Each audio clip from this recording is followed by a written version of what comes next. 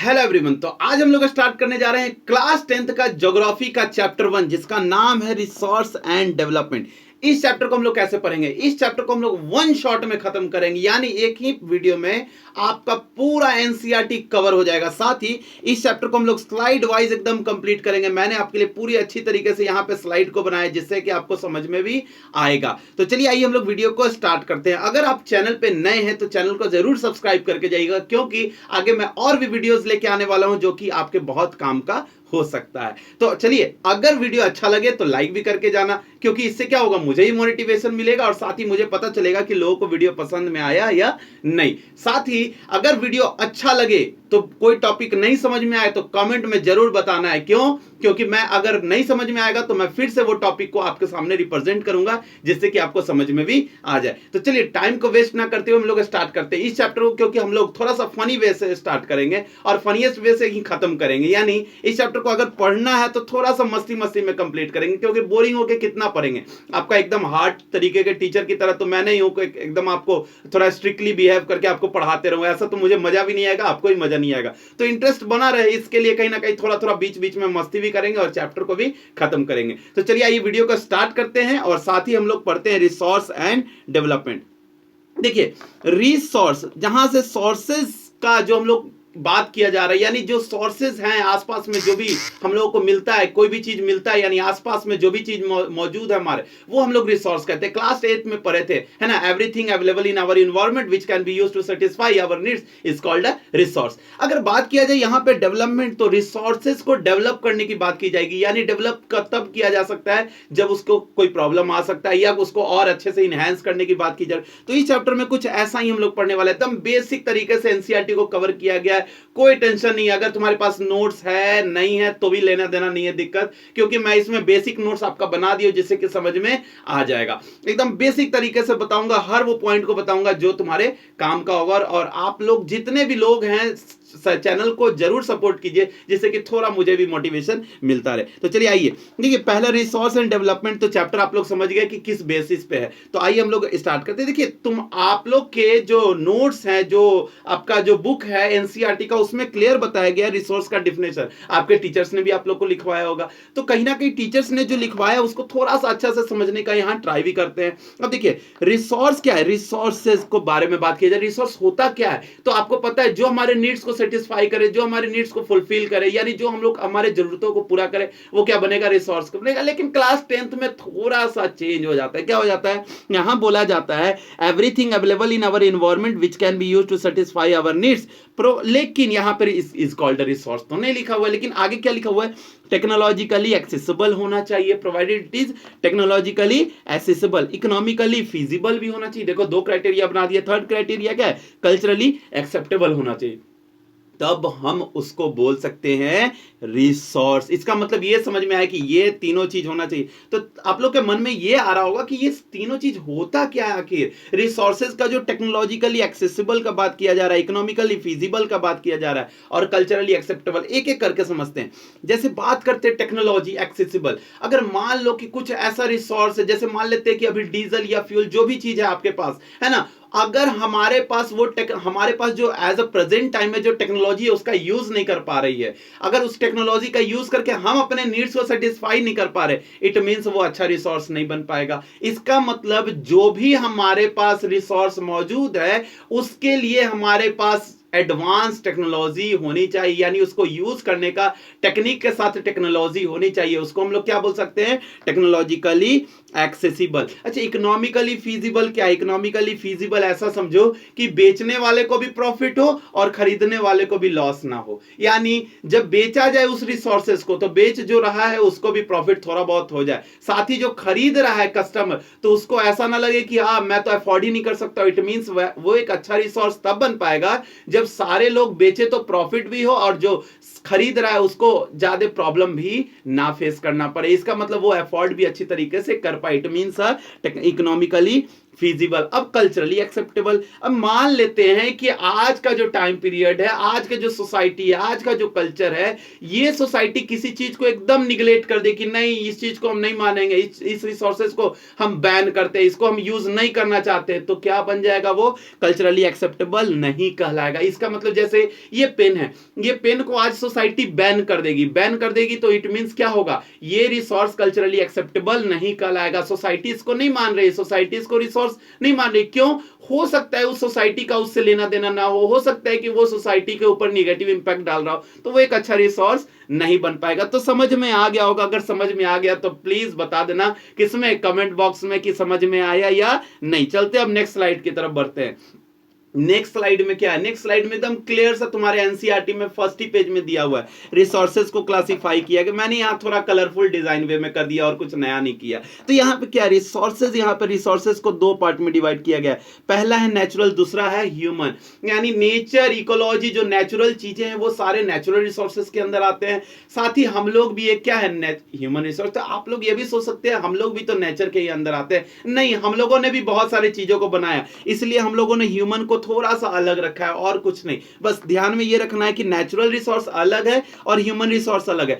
क्यों? Natural resources को दो पार्ट में डिवाइड किया गया, क्या क्या, रिन्यूएबल और नॉन रिन्यूएबल। यानी नेचुरल रिसोर्स दो टाइप, रिन्यूएबल और नॉन रिन्यूएबल। रिन्यूएबल रिसोर्सेज कौन से, जो रिन्यू हो जाए, हर साल रिन्यू हो या कुछ समय बाद रिन्यू हो जाए, जल्दबाजी में रिन्यू हो जाए, इसका मतलब वो क्या है, रिन्यूएबल रिसोर्सेज है। नॉन रिन्यूएबल, कितना भी मेहनत कर लो बहुत जल्दी से रिन्यू होने वाला नहीं है। इसका मतलब रिन्यू होने में हो सकता है हजारों साल लग जाए, लाखों साल लग जाए, या हो ही नहीं, है ना, दोनों ऑप्शन निकल सकता है। तो रिन्यूएबल जो रिन्यू हो जाए, नॉन रिन्यूएबल जो रिन्यू नहीं हो, याद रखना है। ह्यूमन को भी देखो दो टाइप में डिवाइड कर दिया गया। कैसे किया गया, इसको हम लोग थोड़ा सा अभी 1 मिनट बाद समझते हैं, क्या जल्दी थोड़ी है। अब यहाँ पे रिन्यूएबल रिसोर्सेज, देखो रिन्यूएबल रिसोर्सेज में क्या है, थोड़ा सा एग्जांपल से समझते हैं। कंटिन्यूअस फ्लो ऑफ जो वाटर है, विंड, ये सब क्या है, रिन्यूएबल। तुमको पता होगा अगर रिसोर्सेज जो है हमारे पास, वाटर है, विंड है, ये खुद उसको क्या कर रही है, रिन्यू करते जा रही है। आज बारिश हुई, बारिश होने के बाद फिर से वो एब्जॉर्ब की, अब कुछ हीट बढ़ेगा, यानी सनलाइट आएगा, सनलाइट उसको इवेपोरेट करेगा क्लाउड के फॉर्म, अब धीरे धीरे फिर से बारिश आएगा। इट मींस रिन्यू होते जा रहा है ना कहीं रिन्यूएबल रिसोर्सेज होने के कारण इसको हम लोग क्या बोल सकते हैं, रिन्यू हो रहा है हर साल, इसीलिए इसको हम लोग क्या बोलेंगे, रिन्यूएबल के अंदर रखेंगे। अच्छा, बायोलॉजिकल जो भी चीजें हैं वो भी रिन्यूएबल होती है क्या, हाँ बिल्कुल होती है। वो सारी क्या कहलाती है, रिन्यूएबल रिसोर्सेज कहलाती है। जैसे बायोलॉजिकल चीजें में याद रखना है, नेचुरल वेजिटेशन और वाइल्ड लाइफ, ये दोनों खुद से खुद को रिन्यू करती है। इसका मतलब ये क्या है, रिन्यूएबल रिसोर्सेज। जैसे कि फॉरेस्ट, ऐसा नहीं ना, फॉरेस्ट आज लगा दिए, फिर कल के डेट में वो क्या करेगा, अपने बीच सीड्स वगैरह फिर को गिराएगा, फिर उसमें एक नया पेड़ पौधा निकलेगा, तो इट मींस खुद से रिन्यू हो रहा है। वाइल्ड लाइफ अपने आप को क्या, प्रोडक्शन को बढ़ा रहे होते हैं, यानी पॉपुलेशन बढ़ा रहे होते हैं, तो ये क्या है, रिन्यू हो रहा है खुद ना खुद। यानी वो सब सारे क्या है, रिन्यूएबल रिसोर्सेज है। ये वन शॉट करवा रहा हूं, बहुत ज्यादा डिटेलिंग में नहीं जा रहा हूं, क्यों, तुम सब बोर होने लग जाओगे, इसीलिए मैं थोड़ा वन शॉट में करवाने का कंप्लीट कर रहा हूं। अगर वीडियो चाहिए और डिटेलिंग में तो मैं बिल्कुल लेके आ रहा हूं, ज्यादा टेंशन लेने की जरूरत नहीं है। यहां पे नॉन रिन्यूएबल की बात क्या है, नॉन रिन्यूएबल रिसोर्सेज में रिसाइकलेबल और non recycle. Non renewable resources में दो टाइप के, एक वैसे रिसोर्स जिसको रिसाइकल किया जा सकता है, फिर से उसको यूज में लाया जा सकता है, उसको क्या बोलेंगे, रिसाइकेबल। अच्छा, कुछ वैसे रिसोर्सेज जो रिन्यू नहीं, रिन्यूएबल में यानी नॉन रिन्यूएबल तो है बट वो नॉन रिसाइकेबल भी है, उसको रिसाइकल नहीं किया जा सकता। एग्जांपल में जैसे अगर मान लेते हैं कि आप लोग के पास कुछ ऐसा है, आयरन का मान लेते हैं कि कुछ चेयर है या कुछ भी ऐसा चीज है, उसको फिर से क्या करेंगे, फिर से उसको गला के फिर से एक नया कोई चीज का बना सकते हैं। इट मींस वो क्या, कहीं ना कहीं वो रिसाइकेबल है। तो आप बोलेंगे रिन्यूएबल हो जा रहा है, फिर से रिन्यू हो रहा है, नहीं, उसको रिन्यूएबल क्यों, अगर मेटल एक बार पूरी तरीके से समाप्त कर दिए तो उसको बनने में टाइम लग जाएगा, है ना, बनने में क्या लग जाएगा, थोड़ा सा टाइम लग जाएगा, इसीलिए उसको हम लोग रिन्यूएबल तो नहीं बोलेंगे, लेकिन कहीं ना कहीं उसको रिसाइकेबल बोल सकते हैं। रिसाइकेबल और नॉन रिन्यूएबल में डिफरेंस है, याद रखना है। अच्छा, नॉन रिसाइकेबल क्या है, वैसे रिसोर्सेज जो रिसाइकल ही नहीं हो पाते। अगर गाड़ी में एक बार पेट्रोल डाल दोगे तो पॉल्यूशन करके बाहर निकल जाएगा, फिर वो रिन्यू नहीं हो पाएगा। साथ ही अगर बात करें, वो रिसाइकेबल भी नहीं हो पाएगा। ऐसा नहीं ना कि इधर से साइलेंसर में एक डब्बा लगाएंगे और इधर से पेट्रोल चला के गाड़ी बढ़ा रहे और इधर से डब्बा में कलेक्ट होता जा रहा है, तो ऐसा नहीं है। तो इसी के लिए उसको क्या बोलेंगे, नॉन रिसाइकेबल बोलेंगे। नेक्स्ट जो हमारा ह्यूमन, अभी मैंने बोला था 1 मिनट थोड़ा सा वेट करने के लिए ना, तो ये आ गया हमारा टाइम पीरियड।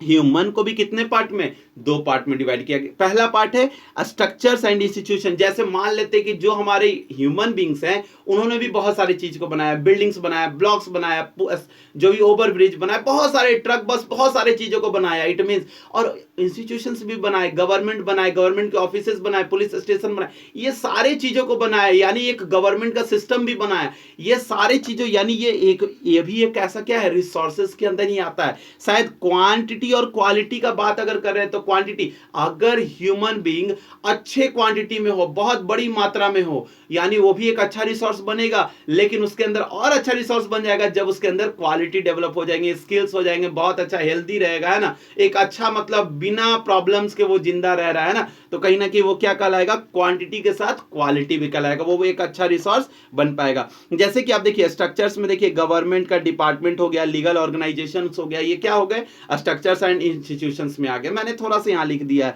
क्वालिटी और क्वांटिटी में जैसे पॉपुलेशन एंड स्किल्ड पॉपुलेशन, याद रखना है, पॉपुलेशन और स्किल्ड पॉपुलेशन मतलब क्वालिटी, और क्वांटिटी मतलब सिर्फ पॉपुलेशन। अच्छा, स्ट्रक्चर्स मतलब गवर्नमेंट डिपार्टमेंट, और इंस्टीट्यूशन मतलब लीगल ऑर्गेनाइजेशन। तो अब ये समझ में आ गया होगा पिक्चर। अगर समझ में आ गया तो फटाक से लाइक ठोक दो, जिससे कि मुझे पता चल जाए कि मैंने जो समझाया है वो समझ में आ गया। और तुम लोग, आप लोग एकदम, मैं देखो तुम और आप इसलिए मैं बोल रहा हूं, कुछ बच्चे, मैं बच्चों को ऐसे ही बोलता हूं ना, क्योंकि अब अगर ये वीडियो अच्छा लग रहा है तो शेयर करो, जिससे क्या ये और भी तुम्हारे दोस्तों के पास, आप लोग के दोस्तों के पास पहुंच पाएगा, जिससे क्या होगा, कहीं ना कहीं आपके दोस्तों के पास ही पहुंचेगा, और मेरा भी कहीं ना कहीं पता चल जाएगा कि जो मैं पढ़ा रहा हूं सारे बच्चों के पास पहुंच तो रहा है ना। चलिए अब नेक्स्ट स्लाइड की तरफ बढ़ते हैं। अब हम लोग को पढ़ना है क्लासिफिकेशन ऑफ रिसोर्सेज। यहां तो क्लासिफाई कर दिए बेसिक, लेकिन जो हमारे 10th क्लास में आने वाला है, जिससे क्वेश्चन पूछे जाते हैं, वो क्लासिफिकेशन बहुत ज्यादा क्या है, इंपॉर्टेंट है। तो नेक्स्ट देखिए स्लाइड में क्या, क्लासिफिकेशन ऑफ रिसोर्सेज। तो क्लासिफिकेशन ऑफ रिसोर्सेज में क्या, चार टाइप से क्लासिफिकेशन किए गए। कितने टाइप में, चार टाइप में, याद रखना है। पहला ऑरिजिन, दूसरा ऑनरशिप, तीसरा एग्जॉस्टिबिलिटी, और चौथा स्टेटस ऑफ डेवलपमेंट। किस बेसिस पे, resources on the basis of origin, ownership, exhaustibility और स्टेटस ऑफ डेवलपमेंट। ये एकदम एक बार पढ़ के एकदम समझ लेना। देखो जो नहीं समझ में आया उसको पढ़ो, जो नहीं पढ़ रहे हो उसको एक बार सुनो, तो कम से कम दिमाग में तो आएगा। यही बात है ना, एक कभी कभी लाइन कहा जाता है कि जब दौड़ नहीं सकते तो चलो, चल नहीं सकते हो तो कहीं ना कहीं घुड़को, लेकिन चल, बढ़ते रहो आगे, वही बताया जा रहा है। तो क्लासिफिकेशन ऑफ रिसोर्सेज चार टाइप में, कौन कौन सा, ऑरिजिन, ऑनरशिप, एग्जॉस्टिबिलिटी और स्टेटस ऑफ डेवलपमेंट। तो ये ऑरिजिन क्या है, यानी वो जो रिसोर्स बने हैं, हम लोग जितने भी रिसोर्सेज है ना उसको ये चार कैटेगरी में डिवाइड कर सकते हैं। याद रखना है, जितने भी ओवरऑल रिसोर्सेज मौजूद है हमारे अर्थ पे, कितने पार्ट में डिवाइड कर सकते हैं, हर चीज को चार पार्ट में डिवाइड। ये पेन को ऑरिजिन के बेसिस पे भी रख सकते हैं, ये पेन को ऑनरशिप के बेसिस पे रख सकते हैं, ये पेन को एग्जॉस्टिबिलिटी के बेसिस पे भी रख सकते हैं, और यही पेन को चौथा स्टेटस ऑफ डेवलपमेंट के भी बेसिस पे रख सकते हैं। यानी ये एक अकेला पेन चारों रिसोर्सेज को डिवीजन में आ जा रहा है। कहीं ना कहीं अभी हम लोग समझेंगे कैसे। अब देखिए ऑरिजिन के बेसिस पे, अब मान लेते हैं कि एक जो रिसोर्स है ऑरिजिन के बेसिस पे, कैसे समझे, on the basis of origin, हो सकता है वो रिसोर्स बायोटिक रिसोर्स का लाए, हो सकता है अबायोटिक का लाए। बायोटिक मतलब लिविंग थिंग से बना हो, अबायोटिक मतलब जो नॉन लिविंग थिंग्स है। अच्छा ये समझ में, ये पेन क्या है, अबायोटिक या बायोटिक, समझ में आ रहा होगा, बायोटिक नहीं है, अबायोटिक है। अगर अबायोटिक है it means non living thing से बना है। अब समझ में आ गया, ये पेन पहला क्लासिफिकेशन किस में आ गया, ऑरिजिन में आ गया, तुम सबको पता चल गया, अबायोटिक में आएगा ये। वैसे ही बायोटिक में क्या, प्लांट्स, एनिमल्स, बहुत सारे ह्यूमन बीइंग, मछलियां वगैरह, ये फिशेस वगैरह मैंने यहाँ पे बना दिया है पिक्चर थोड़ा सा समझने के लिए। और अब नॉन जो लिविंग थिंग्स है जिसको अबायोटिक रिसोर्स बोलते हैं, यहाँ पे देखो पंखा है, टेबल है, पहाड़ है, ये यहाँ पे हथौड़ा वगैरह बना दिया जिससे कि समझ में आ जाए। अब देखो ये बोल रहा है, हाय बोल रहा है, क्या, क्यों, ये क्या है, बायोटिक रिसोर्स है और कुछ नहीं। अब आगे बढ़ते हैं। On the basis of exhaustibility, on the basis of exhaustibility में कितने टाइप से, दो पार्ट में डिवाइड किया गया रिसोर्सेज को। एग्जॉस्टिबिलिटी का मतलब क्या होता है कि खत्म हो सकते हैं और खत्म नहीं हो सकते, इसी का मतलब हम लोग समझेंगे।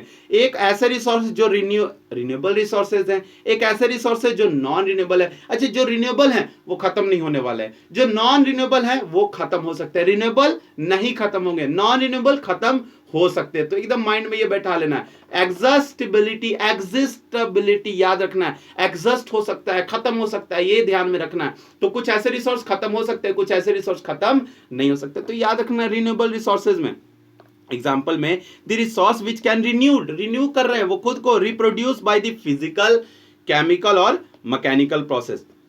तो ये बात याद रखना है कि जो रिसोर्सेज फिजिकली और केमिकली और मैकेनिकली प्रोसेस के द्वारा क्या कर रहा है, खुद को रिन्यू कर रहा है, it means a renewable resource. अच्छा, नॉन रिन्यूएबल रिसोर्स क्या होते हैं? After a very long geological time. कब मिलेंगे? बहुत लंबे समय बाद मिलेंगे। अब लंबे समय बाद क्यों मिल रहे हैं? कारण है कि जैसे कि आपको पता होगा ये खुद को रिन्यू नहीं कर पा रहे हैं, यानी जो नए नए बने थे बहुत पुराने समय से बन रहे हैं, धीरे धीरे धीरे लाखों वर्ष लग जा रहा है, हजारों लग जा रहा है, मिलियंस ऑफ ईयर्स लग जा रहा है, लेकिन तब भी बनने को ठिकाना नहीं पता चला। बहुत स्लो प्रोसेस है इनका, तो इनको क्या बोल सकते हैं? नॉन रिन्यूएबल बोल सकते हैं। इससे बढ़िया बनो ही नहीं, बहुत लेट बन रहे हो, क्योंकि है ना ऐसे जैसे कभी कभी होता है ना, कोई आ रहा है, दोस्त वगैरह आ रहा है आपका, तो बोलते हैं बहुत लेट, इससे बढ़िया तुम मत आओ किसी काम के लिए। यही बात है, नॉन रिन्यूएबल मतलब बहुत लेट से हो रहा है। ये फनी थोड़ा सा समझ के रखना है ना। मिनरल्स जैसे हो गए और फॉसिल फ्यूल्स, इसको बनने में टाइम लग जाता है, it means a non renewable resource. अब ये रिसोर्सेज को बनने में समय लग जाता है। अच्छा ये बताओ, on the basis of exhaustibility में ये किस में लाई करेगा? क्या ये रिन्यूएबल में लाई करेगा या नॉन रिन्यूएबल में लाई करेगा? तो ये बात बता देना, नॉन रिन्यूएबल और नॉन रिन्यूएबल में पता चल जाएगा, रिन्यूएबल और नॉन रिन्यूएबल में क्या ये रिन्यू कर सकता है या नहीं। कमेंट बताना, क्यों पता चल जाएगा तुम सबको कि ये एक नॉन रिन्यूएबल है, ये खुद को रिन्यू नहीं कर पाता है पेन। यानी पेन को देखो, हम लोग पहले अबायोटिक में देखे, अब ये किस में? नॉन रिन्यूएबल में दिख रहा है। अब आते हैं next, on the basis of ownership. अब on the basis of ownership में देखो चार पार्ट में डिवाइड किया गया है। On the basis of ownership में कितने पार्ट में? चार पार्ट में। पहला individual resource. On the basis of ownership में फिर से एक और नया क्या है? Community own resource. और तीसरा नेशनल, और चौथा क्या है? इंटरनेशनल। तो याद रखना है, ये चार पार्ट से क्या किया गया? डिवीजन किया गया रिसोर्सेज को। अब क्या on the basis of ownership में पहला हो सकता है ऑनरशिप, यानी मालिकाना हक किसके पास है वो रिसोर्सेज का। अच्छा, ये पेन का मालिकाना हक हो सकता है मेरे पास, हो सकता है आपके पास जो पेन है वो आपके पास हो सकता है, आपके पास जो फोन है आपके पास मालिकाना हक हो सकता है ना। हो सकता है कुछ ऐसे चीजें जिसपे पूरे आपका घर का अधिकार होगा, हो सकता है कि पूरे कम्युनिटी का अधिकार होगा किसी ऐसे चीज पे। जैसे कि इंडिविजुअल रिसोर्स, वैसे रिसोर्सेज जिसपे किसी एक का अधिकार हो, एक का अधिकार हो, यानी also on by the privately और इंडिविजुअल, किसी एक आदमी का हो। जैसे कि आपका घर, हमारा घर, फार्म, प्लॉट, ये सब क्या है? हम लोग का इंडिविजुअल प्लॉट है, ये इंडिविजुअल प्रॉपर्टी है, इट मींस इंडिविजुअल रिसोर्स। ये पेन क्या इंडिविजुअल रिसोर्स के अंदर आएगा? यस और नो बताना। बिल्कुल आएगा। नेक्स्ट क्या है? कम्युनिटी ऑन रिसोर्स, वैसे रिसोर्स जिस पे अधिकार किसका हो? कम्युनिटी का हो।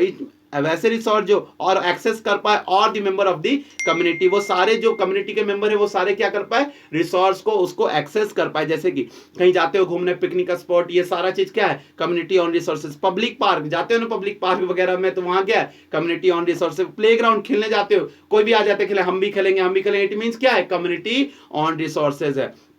अब एक होता है on the basis of ownership में नेशनल रिसोर्स, वैसा रिसोर्स जिसका मालिक कौन है? नेशन है, कंट्री है। अब जैसे मान के ध्यान, टेक्निकली जितना भी, मान लो हमारे इंडिया के अंदर जो भी बाउंड्री है, वो इंडिया के पॉलिटिकल बाउंड्री में जितने भी रिसोर्सेज है ना, उसका मालिक तो इंडिया ही है। चाहे वो ये पेन का बात करे, चाहे ये मोबाइल का बात करे। मान लो कि ये फोन आज के समय में बैन कर दिया इंडिया गवर्नमेंट ने, तो क्या हम लोग यूज कर पाएंगे? इट मींस ये कह सकते हैं नहीं, ये फोन अभी तो हमारा मालिकाना हक है, बट कहीं ना कहीं ये कह सकते हैं ना कि नेशनल रिसोर्स हो सकता है। याद रखना है, ठीक है। यानी कंट्रोल बाय द नेशन। कौन कंट्रोल करता है? नेशन करता है। किसके? पॉलिटिकल बाउंड्री के। जैसे कि रेलवे, रोड, गवर्नमेंट ऑफिसेज, ये सब किसका मालिक कौन होता है? तो एक नेशंस होता है। जैसे कि country has legal power, country के पास लीगल पावर होता है, किसी के प्राइवेट प्रॉपर्टी को क्या कर सकता है? एक्वायर कर सकता है। किसके लिए? सोसाइटी के अच्छाई के लिए, सोसाइटी के अच्छे के लिए। याद रखना है। All the minerals, water resource, forest, wild life and with in the political boundary, जो पॉलिटिकल बाउंड्री में ये सारे चीज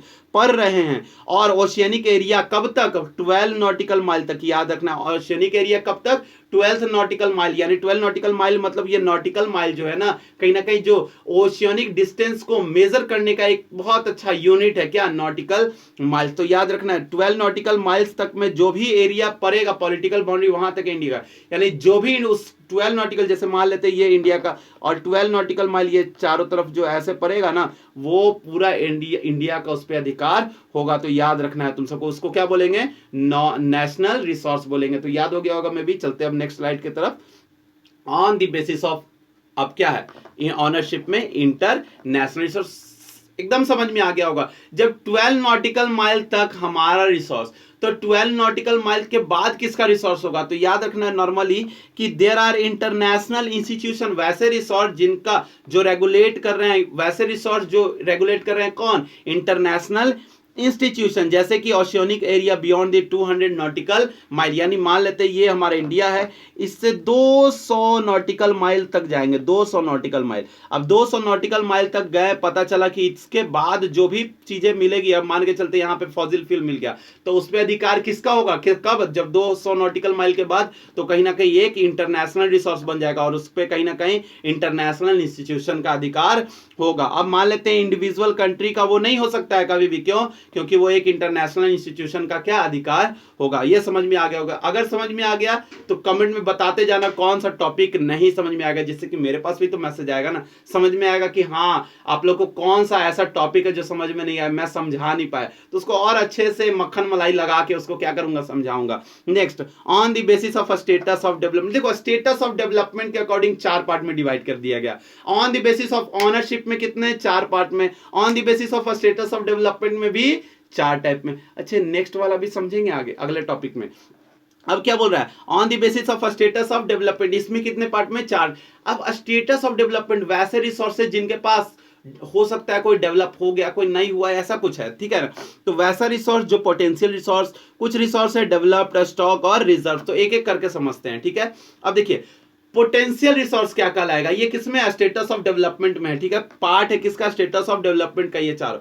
पोटेंशियल रिसोर्सेज क्या है? जैसे मान लेते हैं आपका नंबर इस किसी एग्जाम में हो सकता है किसी बच्चे का या आपका या किसी का भी ले लेते हैं, अगर आया होगा मान लेते हैं 95% आया, तो क्या आपके अंदर पोटेंशियल नहीं है कि आप 99 या 100% नंबर ला सकते हैं? बिल्कुल है। ये बताता है पोटेंशियल रिसोर्स, यानी वैसे रिसोर्स जिसके पास एबिलिटी है, कैपेबिलिटी है करने की, उसमें पोटेंशियल है, मतलब वो कर सकता है, उसी को क्या बोल सकते हैं? पोटेंशियल रिसोर्स बोलेंगे। Resource which are found in a region, किसी रीजन में तो फाउंड किया जा रहा है, पता है कि उस रीजन में मिलेगा, बट यहां पे लग गया, हैव नॉट बीन यूटिलाइज, लेकिन अभी हम लोग उसका यूज नहीं कर रहे हैं। कारण, फॉर एग्जांपल, कारण क्या है नहीं यूज करने? तो याद रखना है the western part of the Rajasthan, particularly Rajasthan, Gujarat have enormous potential, बहुत बड़े पैमाने पर पोटेंशियल उसके पास, हमारे नीड्स को सेटिस्फाई करने के लिए, गुजरात और राजस्थान के लोगों को, साथ साथ आस पड़ोस के लोगों को।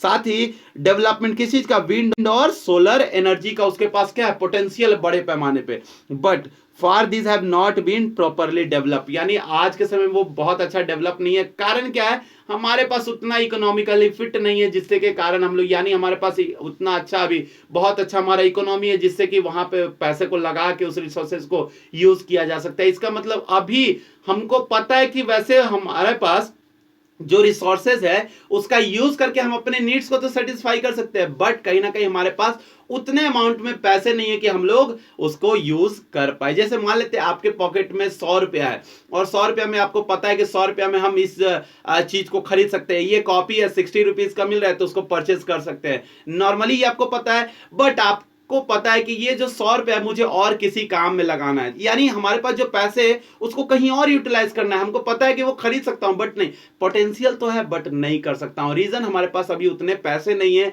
यानी हमारा कंट्री उतना अभी इकोनॉमिकली फिट नहीं बना है, यानी हमारे यहाँ उतना बढ़िया अभी इकोनॉमिकल स्ट्रक्चर नहीं है, इसी कारण से हम लोग उसका यूज नहीं कर पा रहे। उसको कौन सा रिसोर्स बोलेंगे? तो पोटेंशियल रिसोर्स बोलेंगे। अब आगे बढ़े, नेक्स्ट।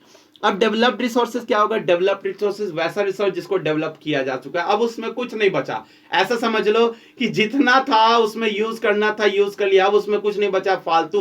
अब हमारे वो उतना ही काम में आ सकता था जितना आ गया, अब उससे ज्यादा हम लोग उससे काम नहीं ले सकते, उसका मतलब वो क्या हो गया? डेवलप्ड रिसोर्सेज हो गया। जैसे रिसोर्सेज विच आर सर्वेड, पता लगाया, और देयर क्वालिटी और क्वांटिटी के बारे में पता लगाया जा चुका है, डिटरमाइन किया जा चुका है फॉर यूटिलाइजेशन के लिए, और वो development resource depend on the technology और लेवल ऑफ देयर फिजिबिलिटी। जैसे कि हमको पता है कि वो डेवलप हो चुका है, अब उसको हम लोग कुछ नहीं कर पाएंगे, यानी वो डेवलप हो चुका है, यानी अब उससे हम लोग बहुत ज्यादा आउटपुट नहीं ले सकते, जितना लेना था आउटपुट ले सकते थे अब नहीं ले सकते। इसका मतलब वो क्या है? एक डेवलप्ड रिसोर्स के अंदर आएगा। जैसे ये पेन, मान लेते हैं ये पेन, वैसे ये पेन नहीं, ये तो डिजिटल पेन है, अगर आप नॉर्मल को पेन को लेते हैं, आपको पता है कि हाँ इससे हम लोग 100 पेजेस को लिख लेंगे, 100 पेज मैं बहुत मन से लिखूंगा, तो बस पता है ना कि इतना ही, ये इसका मतलब ये पेन का इतना ही कैपेसिटी था, यानी डेवलप्ड रिसोर्सेज का जितना कैपेसिटी था उतना यूज कर लिया, उसको क्या बोलेंगे, डेवलप्ड रिसोर्स। अब उसमें कैपेसिटी को उसको बढ़ा भी नहीं सकते हैं, तो ये इसके कारण इसको क्या बोलेंगे, डेवलप्ड रिसोर्स बोलेंगे। जैसे कि कोल हो गया, फ्यूल हो गया, ये सारे क्या है, डेवलप्ड रिसोर्सेज में आएंगे। नेक्स्ट जो है स्टॉक। अच्छा, स्टॉक नॉर्मली कह सकते हैं ना पोटेंशियल रिसोर्स के जैसा ही थोड़ा सा बिहेव करता है, थोड़ा सा बस चेंज है। Material are in environment which have then potential to satisfy human needs. वैसा है मटेरियल जो इन्वायरमेंट में मौजूद है और वो क्या कर सकता है, ह्यूमन नीड्स को सेटिस्फाई भी कर सकता है, बट ह्यूमन बीइंग के पास एप्रोप्रिएट टेक्नोलॉजी नहीं है। अच्छे, स्टॉक में टेक्नोलॉजी नहीं है, स्टॉक में टेक्नोलॉजी नहीं और पोटेंशियल में पैसे नहीं है, उतना हमारे पास अभी उतना अच्छा हमारा कंट्री का जीडीपी बहुत अच्छा नहीं बना कि उसको बड़े पैमाने पे लार्ज स्केल पे यूज कर ले। वो कौन सा रिसोर्स, पोटेंशियल। स्टॉक में हमारे पास अभी क्या है, टेक्नोलॉजी नहीं है, हमारे पास डेवलपमेंट ही उतना नहीं हुआ है जितना कि वो रिसोर्सेज को यूज करने मिलेगा। जैसे कि एग्जांपल है, वाटर को पता है कि वो कहीं ना कहीं दो इनफ्लेमेबल गैसेस हाइड्रोजन और ऑक्सीजन का यूज करके ही बनाया गया है और दो कंपाउंड से बना है। हमको पता है कि अगर इसको हम लोग क्या करें, यूज करें, तो वो रिच रिसोर्स बनेगा किसका, एनर्जी का। बट लेकिन हमारे पास रिक्वायर्ड जो टेक्नोलॉजी है वैसा नहीं है कि सस्ते दामों में यूज करके निपट जाए, है ना, वो टेक्नोलॉजी बहुत महंगा है, तो हमारे पास डेवलप करना पड़ेगा और टेक्नोलॉजी को। अगर डेवलप होगा तब वो रिसोर्सेज को यूज करेंगे, तो इसका मतलब वो जो रिसोर्सेज है क्या कहलाएंगे, स्टॉक। अच्छा, स्टॉक में टेक्नोलॉजी नहीं, पोटेंशियल में पैसे नहीं, याद रखना है शॉर्ट के लिए नॉर्मली।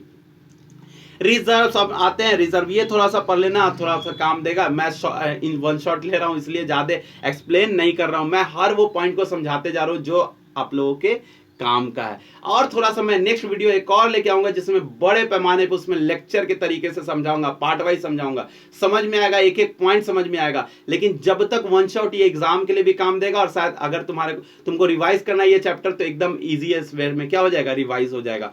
अच्छा, रिजर्व क्या है, reserve are the subset of the stock. याद रखना है किसका सबसेट है, स्टॉक का सबसेट है। अच्छा, रिजर्व ऐसा बोलते होंगे ना, हाँ मेरे पास तो अभी 100 जो अभी टैंक जो है वाटर टैंक, उसमें 100 जो लीटर है उतना हमारे पास अभी रिजर्व है वाटर का। इसका मतलब फ्यूचर में जब भी जरूरत पड़ेगा यूज कर पाएंगे। अगर आपके पास ही पता है कि हाँ मेरे पास जो अभी फोन है ना उसमें 50% बैटरी बचा हुआ है, इसका मतलब हम लोग जब चाहे उस 50% बैटरी का यूज कर सकते हैं, इसका मतलब वो रिजर्व रखा है। लेकिन हमारे पास जो रिसोर्सेज है ना उसको रिजर्व रिसोर्स तब कहेंगे जब उसको फ्यूचर जनरेशन में यूज करना हो। जैसे मान लेते हैं हमको पता है कि उसको कैसे यूज कर सकते हैं, हमको पता है कि क्या एग्जिस्टिंग टेक्निकल है, हम लोग को पता है उसके बारे में सब कुछ पता है कि कैसा टेक्नोलॉजी लगेगा, कितना उससे आउटपुट मिलने वाला है, हर चीज पता है, बट हम लोग बोले नहीं अभी यूज नहीं करेंगे। क्यों नहीं करेंगे, रीजन है कि हमारा फ्यूचर जनरेशन इंतजार कर रहा है यूज करने का। इसका मतलब जो बड़े पैमाने पे जब पॉपुलेशन बढ़ेगा और आगे यूज आएंगे, फ्यूचर जनरेशन आएंगे, तो वो लोग क्या करेंगे, यूज करेंगे। समझ में आया, मीटिंग फॉर फ्यूचर रिक्वायरमेंट्स के लिए याद रखना है। रिवर में जो वाटर है यूज कर सकते हैं जनरेट करने के लिए, क्या, hydro electricity power presently, but हम लोग नहीं करना चाहते, लिमिटेड एक्सटेंट में ही कर रहे हैं, बहुत बड़े पैमाने पर डैम नहीं बना रहे। रीजन पता है कि फालतू में अगर बनाएंगे तो हमारा वेस्ट ही होगा, हम लोग को उतना इलेक्ट्रिसिटी का भी जरूरत नहीं है, इसलिए नहीं, तो फ्यूचर जनरेशन हमारा क्या करेगा, इसका यूटिलाइज करेगा। तो कहीं ना कहीं ये समझ में आ गया होगा, डैम्स हो गया, फॉरेस्ट हो गया, ये क्या है, फ्यूचर जनरेशन के लिए क्या कर दिए गए, रिजर्व कर दिया। इसका मतलब इसको किस में रखेंगे, रिजर्व। अच्छा, ये रिसोर्सेज क्या है, पोटेंशियल में आएगा, डेवलप्ड में आएगा, स्टॉक में आएगा और रिजर्व में आएगा। तो ये बताना है इसके अंदर क्या पोटेंशियल है। मान लेते हैं 100 पेज लिखना है, अगर ये 100 पेज लिख पा रहा है तो ये डेवलप्ड हो चुका है। 100 पेज से ज्यादा नहीं लिख रहा है तो डेवलप हो चुका है। अगर 100 पेज से ज्यादा लिखने की एबिलिटी है इसमें, इसका मतलब इसमें पोटेंशियल है, बट टेक्निक है जो हमारा यूज करने का वो सही नहीं है, हम लोग को और कुछ ना कुछ चेंजेस करने की जरूरत होगी। तो मैं भी समझ में आ गया होगा। अब आते हैं डेवलपमेंट ऑफ रिसोर्स। अगर ये टॉपिक जो पीछे वाला मैंने पढ़ा है ना समझ में आया ना, अगर तो एक बार लाइक में दबाओ और नहीं तो कम से कम कमेंट में बताओ, जिससे कि मुझे पता चल जाएगा कि समझ में आ रहा है टॉपिक, है ना। क्यों, अब ये development of resources, development of resources में क्या पढ़ना है, डेवलपमेंट ऑफ रिसोर्सेज में ये पढ़ना है कि किस तरीके से डेवलप कर सकते हैं रिसोर्स को, या क्या टेक्निक हो सकता है। तो याद रखना है रिसोर्सेज क्या है हमारे लिए, ह्यूमन बीइंग सर्वाइवल के लिए क्या है, बहुत वाइटल, बहुत ज्यादा जरूरी है। As for maintaining the quality of life, दो चीजों के लिए, पहले हमारे सर्वाइवल के लिए, दूसरा हमारे क्वालिटी ऑफ लाइफ को मेंटेन करने के लिए। अच्छा, जैसे मान लेते हैं कि अगर एक एग्जांपल लेते हैं, ये पेन का ही एग्जांपल है, स्टार्टिंग से लेना तुम लोग को लग रहा होगा, ये पेन भी बोल रहा होगा कि यार कितना स्टार्टिंग से एग्जांपल कर रहे हो मेरे ऊपर, किसी और का एग्जांपल मान लेते, अभी भी ले लेते, तुम सब बोलोगे कि चेंज कर दिया एग्जांपल, है ना। तो पता है कि ये अगर पेन नहीं होता तो हो सकता है मैं आप लोगों को पढ़ा नहीं पाता। क्यों? इसका यूज कर रहा हूं, मुझे फिर से बोर्ड पे आना पड़ता, बोर्ड पे आना पड़ता है तो कहीं ना कहीं थोड़ा सा चेंजेस करके पढ़ाना पड़ता, बहुत अच्छा से टेक्निकली यूज नहीं कर पाता। तो और हमारे क्वालिटी ऑफ लाइफ को देखिए, ये क्वालिटी ऑफ लाइफ को मेंटेन कर रहा है। कहीं ना कहीं हम लोग जो अभी जो प्रेजेंट कर रहे हैं आपके सामने, ये थोड़ा सा एडवांस तरीके से प्रेजेंटेशन किया गया है, तो कहीं ना कहीं ये क्वालिटी ऑफ लाइफ का कहीं ना कहीं एग्जांपल बन रहा है कि ये मेंटेन कर रहा है हमारे क्वालिटी ऑफ लाइफ। तो रिसोर्स हमारे लिए जरूरी भी है, क्यों? सर्वाइवल के लिए, साथ ही क्वालिटी ऑफ लाइफ को मेंटेन करने के लिए। तो याद रखना है, क्वालिटी ऑफ लाइफ हो चाहे रिसोर्सेज, हम लोग क्यों यूज कर रहे हैं? सर्वाइवल के लिए। साथ ही लोगों का बिलीव था, क्या बिलीव था? कुछ लोगों का दिमाग में बैठ जाता है, हाँ रिसोर्स है ना, फ्री गिफ्ट ऑफ नेचर, इसको जितना भी यूज करो कोई दिक्कत नहीं होने वाली, बट ऐसा नहीं था। कारण है कि ह्यूमन बीइंग ने उसको इनडिस्क्रिमिनेटली यूज किया, कोई कितना यूज कर रहा है, कोई ज्यादा यूज कर रहा है, कोई कम यूज कर रहा है। इसके कारण क्या हो गया? बहुत बड़ा प्रॉब्लम हो गया। किस चीज का? मेजर प्रॉब्लम डेवलप हो गया। यही कारण है कि प्रॉब्लम्स आए, क्यों? इनडिस्क्रिमिनेशन यूज किया गया, किस चीज का? रिसोर्सेज का। अब आते हैं नेक्स्ट टॉपिक। अब देखिए डेवलपमेंट ऑफ रिसोर्सेज में क्या? एक्युमुलेशन ऑफ रिसोर्सेज, पता है क्यों? फ्यू हैंड्स में, साथ ही इन विच टर्न्स डिवाइडेड, अगर कुछ रिसोर्सेज कुछ ही लोगों के पास रहे, बहुत जितने भी रिसोर्सेज वो कुछ ही लोगों के पास रहे, तो पता चलेगा डिवाइड हो जाएगा सोसाइटी दो सेगमेंट्स में, हैव और हैव नॉट में। तो याद रखना है, रिसोर्सेज अगर किसी कुछ लोगों के पास रहेगा तो हम लोग ऐसा बोल सकते हैं कि सोसाइटी दो सेगमेंट्स में डिवाइड हो जाएगी, हैव्स और हैव नॉट में। अगर ये यानी हैव क्या है, आप लोग को पता होना चाहिए, रिच हैं, और जो हैव नॉट्स हैं वो क्या कहलाएंगे? पुअर कहलाएंगे। और वो इनडिस्क्रिमिनेट एक्सप्लॉइटेशंस करते हैं रिसोर्सेज का, और क्या करते हैं? ग्लोबल इकोलॉजिकल क्राइसिस को क्या करते हैं? बढ़ाते हैं, ग्लोबल वार्मिंग को बढ़ाते हैं, ओजोन लेयर का डिप्लेशन करवाते हैं, इन्वायरमेंटल पॉल्यूशन बढ़ाते हैं, लैंड का डिग्रेडेशन, ये सारा प्रॉब्लम्स देखने को मिलेगा। क्यों? अगर रिसोर्सेज कुछ लोगों के हाथ में जाएगा तब, ठीक है। अगर इक्वल डिस्ट्रीब्यूशन होगा तो सब जगह अच्छाई आएगी, सब जगह लोग खुश रहेंगे, पॉवर्टी जीरो मतलब धीरे धीरे कम हो जाएगी, ये सारा चीज देखो, लोगों का सबका हेल्थ सही हो जाएगा। ऐसा होता है ना कि किसी को बहुत अच्छा चीज मिल रहा है, किसी को बहुत खराब चीज मिल रहा है, तो इससे क्या होता है ना कि क्वालिटी ऑफ लाइफ में मेंटेन नहीं होता है, और वो उसका इनडिस्क्रिमिनेट यूज नहीं हो पाता है ना, कह सकते हैं इनडिस्क्रिमिनेट, बहुत बेकार तरीके से यूज हो पाता है उसका। An equitable distribution of resource has become too essential for the sustaining quality of life and global peace. अगर हम लोग को चाहिए कि मन में शांति हो, सब लोग एक दूसरे से अच्छे से रहें, तो हम लोग को क्या करना पड़ेगा? पहला ये काम करना पड़ेगा, इक्विटेबल डिस्ट्रीब्यूशन ऑफ किसका? रिसोर्स का करना पड़ेगा। और ये हमारे क्वालिटी ऑफ लाइफ को सस्टेन करने के लिए बहुत ज्यादा क्या है? इंपॉर्टेंट भी है। इसके लिए हम लोग को क्या करना पड़ेगा? Resource planning is essential for the sustainable existence. अगर हम लोग को सस्टेनेबल एग्जिस्टेंस करना है, अगर हम लोग को सही से रहना है, तो हम लोग को क्या करना पड़ेगा? एक रिसोर्स का प्लानिंग करना पड़ेगा, जो हमारे लिए क्या है? बहुत ज्यादा जरूरी है। साथ ही सस्टेनेबल एग्जिस्टेंस एक कंपोनेंट ऐसा है जो कि सस्टेनेबल डेवलपमेंट को बढ़ावा देता है। चलिए अब आगे बढ़ते हैं प्लॉट सस्टेनेबल डेवलपमेंट के बारे में। तो सस्टेनेबल डेवलपमेंट क्या होता है? तो sustainable economic development means development should take place without damaging the environment. यानी डेवलपमेंट वैसा होना चाहिए जहां पे क्या हो? इन्वायरमेंट को बिना कोई नुकसान पहुंचाए हमारा डेवलपमेंट हो। यानी डेवलपमेंट उसी को बोलेंगे, वैसा हम लोग को सस्टेनेबल इकोनॉमिक डेवलपमेंट करना है जिसमें कि इन्वायरमेंट को कोई नुकसान ना पहुंचे। साथ ही अगर बात करते हैं development in present should not compromise, यानी आज का जो हमारा डेवलपमेंट है उसको हम लोग कंप्रोमाइज नहीं कर सकते, किसके? Needs of the future generation से। तो साथ ही ये समझ में आ गया होगा कि डेवलपमेंट क्या होता है, सस्टेनेबल डेवलपमेंट क्या होता है। सस्टेनेबल इकोनॉमिक डेवलपमेंट मींस क्या? Development should take place without the damaging the environment. ये याद रखना है, डेफिनेशन मार्क्स में हमेशा पूछता है। चलिए नेक्स्ट टॉपिक क्या है? नेक्स्ट टॉपिक है रियो दी जेनेरियो अर्थ समिट। अब ये डेवलपमेंट का जो हम लोगों ने टॉपिक पढ़ा, तो कहीं ना कहीं डेवलपमेंट किससे ऐड कर रहे हैं, यहाँ पे जोड़ रहे हैं कि एक जगह हुआ था कि क्या डेवलपमेंट किस तरीके से करना है, किस तरीके से सस्टेनेबल डेवलपमेंट हो हमारे यहाँ, उसके बारे में बात किया जा रहा है। तो सस्टेनेबल इकोनॉमिक डेवलपमेंट के लिए रियो दी जेनेरियो अर्थ समिट में 1992 में क्या हुआ? एक मीटिंग हुई। वहां पे मीटिंग क्या कब हुआ? तो याद रखना है जुलाई 1992 में हुआ था। 100 more than head of a state थे वहां पे के मिले थे। तो याद रखना है 100 से ज्यादा वहां पे हेड ऑफ अ स्टेट्स थे, वो आके मिले वहां पे। कहां पे? रियो दी जेनेरियो जो ब्राजील में पड़ता है। और वहां पे वो फर्स्ट इंटरनेशनल अर्थ समिट हुआ, यानी पहला ऐसा समिट था जो कि इंटरनेशनल अर्थ समिट था। साथ ही वहां पे लोगों ने क्या किया? कन्वेट किया, क्या एड्रेस किया? अर्जेंट प्रॉब्लम, जो भी अर्जेंट प्रॉब्लम है, जैसे कि इन्वायरमेंट को प्रोटेक्शन कैसे किया जाए, सोशियो इकोनॉमिक डेवलपमेंट कैसे किया जाए, कैसे ग्लोबल लेवल पे ये बात किया जा रहा था, यानी कहा रियो दी जेनेरियो अर्थ समिट में 100 हेड ऑफ स्टेट आके मिले और उन्होंने बात किया, क्या बात किया, क्या मीटिंग में किया। तो नॉर्मली उनका मोटिव था कि किस तरीके से हम लोग को डेवलपमेंट करना है, यानी इन्वायरमेंट को प्रोटेक्शन करते हुए, यानी इन्वायरमेंट को प्रोटेक्ट करते हुए हम लोग को क्या करना है, सोशियो इकोनॉमिक डेवलपमेंट करता है। और किस लेवल पे, एकदम ग्लोबल लेवल पे, वर्ल्ड लेवल पे, ब्रॉड लेवल पे। चलिए अब ये देखिएगा पिक्चर यहाँ पे दिया हुआ है। नेक्स्ट जो इन्होंने यहाँ पे आके एक एजेंडा को अडॉप्ट किया। तो एजेंडा क्या था, एजेंडा 21, याद रखना है, एजेंडा 21 अडॉप्ट किया। तो ये एजेंडा 21 क्या है, इट इज अ डिक्लेरेशन, ये एक डिक्लेरेशन साइन किया गया किनके द्वारा, वर्ल्ड लीडर्स के द्वारा। 1992 में यूनाइटेड नेशन कॉन्फ्रेंस जो हुआ था इन्वायरमेंट एंड डेवलपमेंट के लिए, तो ये जो यूएनसीडी के को जो यूनाइटेड नेशन वर्ल्ड लीडर्स वहां पे आके मिले थे, कब, 1992 में। तो डिक्लेरेशन साइन हुआ, ऐसा समझिए कि एक पोर्टफोलियो था, उसमें सारे रूल्स एंड रेगुलेशंस लिखे हुए थे कि किस तरीके से हम लोग इन्वायरमेंट को बचाएंगे और क्या क्या हम लोग को करने की जरूरत है, किस ग्लोबल लेवल पे करने की जरूरत है, ये सारा चीज बताया गया था। और एम्स क्या था इन लोगों का, अचीव करना global sustainable development. Main agenda का गोल क्या बन गया,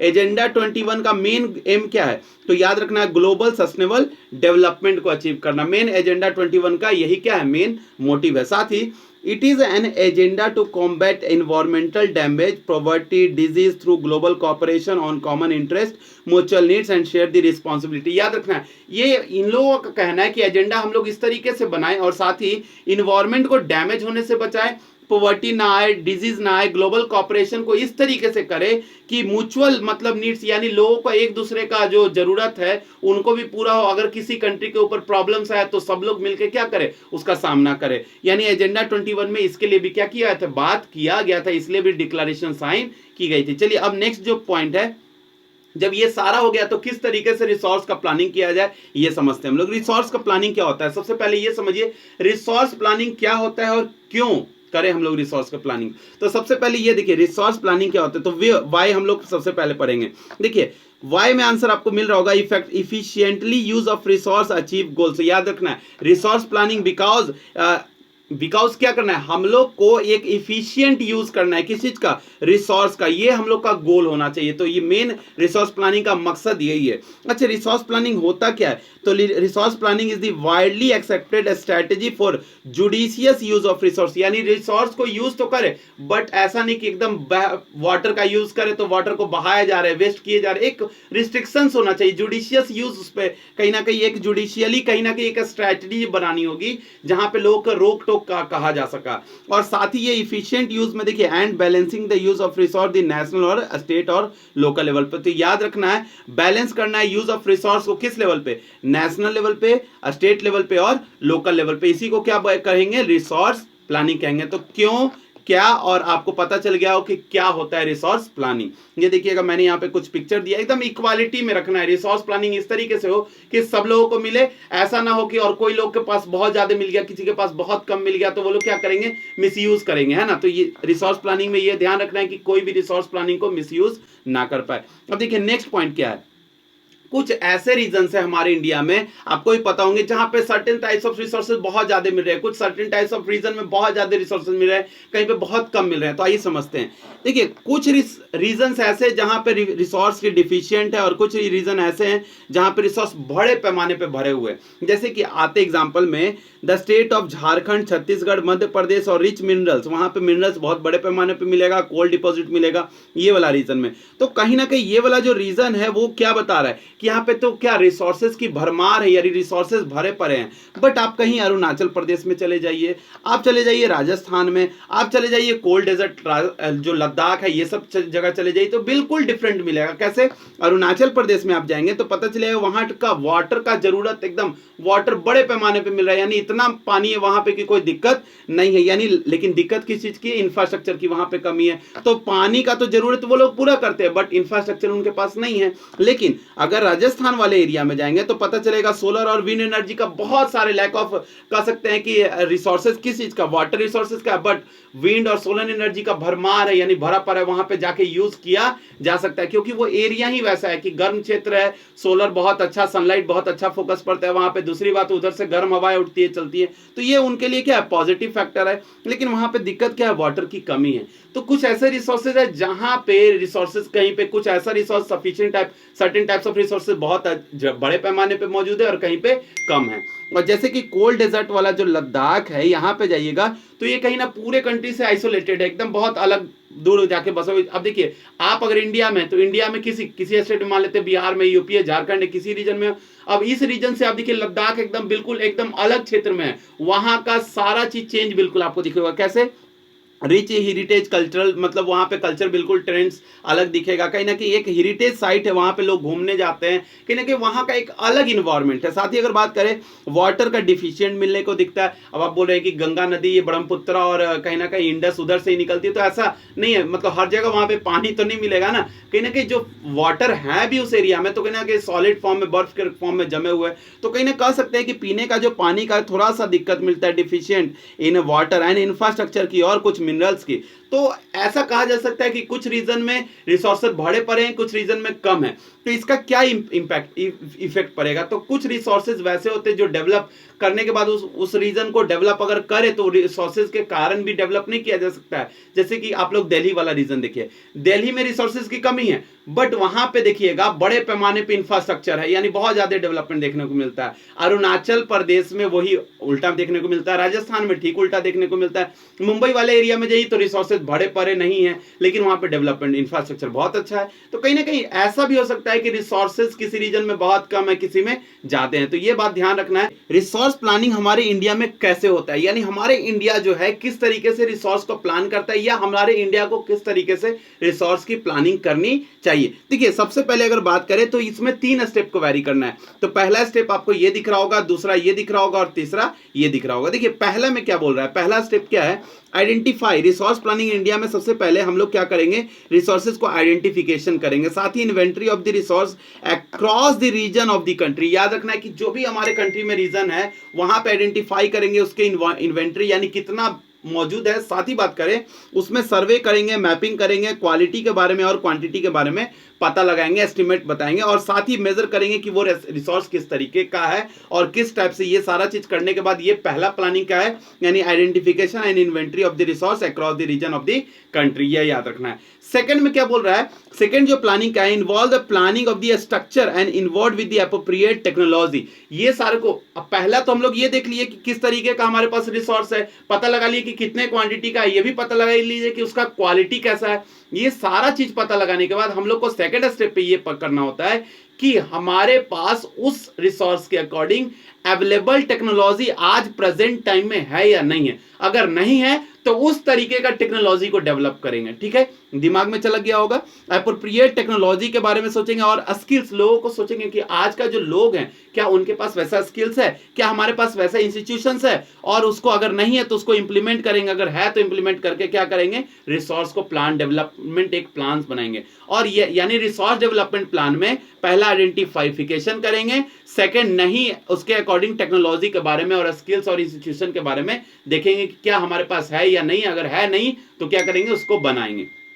थर्ड जो इसमें पता लगाया है कि इसमें रिसोर्स को डेवलप करने के लिए तीसरा जो प्लानिंग इसमें क्या करना होगा, मैच करना होगा रिसोर्स डेवलपमेंट प्लान्स को किससे, ओवरऑल नेशनल डेवलपमेंट प्लान से। यानी हम लोग को अगर रिसोर्स को डेवलप करना है तो सबसे पहले आइडेंटिफाई करेंगे, मैपिंग करेंगे, सर्वे करेंगे, उसके क्वालिटी और क्वांटिटी के बारे में पता लगाने के बाद ये पता लगाएंगे कि क्या आज प्रेजेंट टाइम में हमारे पास टेक्नोलॉजी है या नहीं। अगर नहीं है तो बनाएंगे, अगर है तो इंस्टीट्यूशंस क्या वैसे हैं, लोगों के पास क्या वैसा स्किल्स है उस रिसोर्स को यूज करने के लिए या डेवलप करने के लिए। साथ ही बात करेंगे कि थर्ड में जो प्लान आएगा, मैचिंग करेंगे। अगर हम लोग अपने आप को डेवलप, हमारा कंट्री डेवलप कर रहा है तो क्या रिसोर्स को डेवलप करने के साथ साथ हमारा कंट्री डेवलप कर रहा है या नहीं, क्या कंट्री को डेवलप करने के साथ साथ रिसोर्स डेवलप कर रहा है, ये दोनों को मैच करेंगे। अगर ये बैलेंस होगा तो उसको मानेंगे कि ये एक बेस्ट रिसोर्स प्लानिंग डेवलपमेंट जो हम लोगों ने किया है रिसोर्स प्लान करने के लिए, डेवलप करने के लिए, ये प्लान क्या है, एकदम परफेक्ट प्लान है।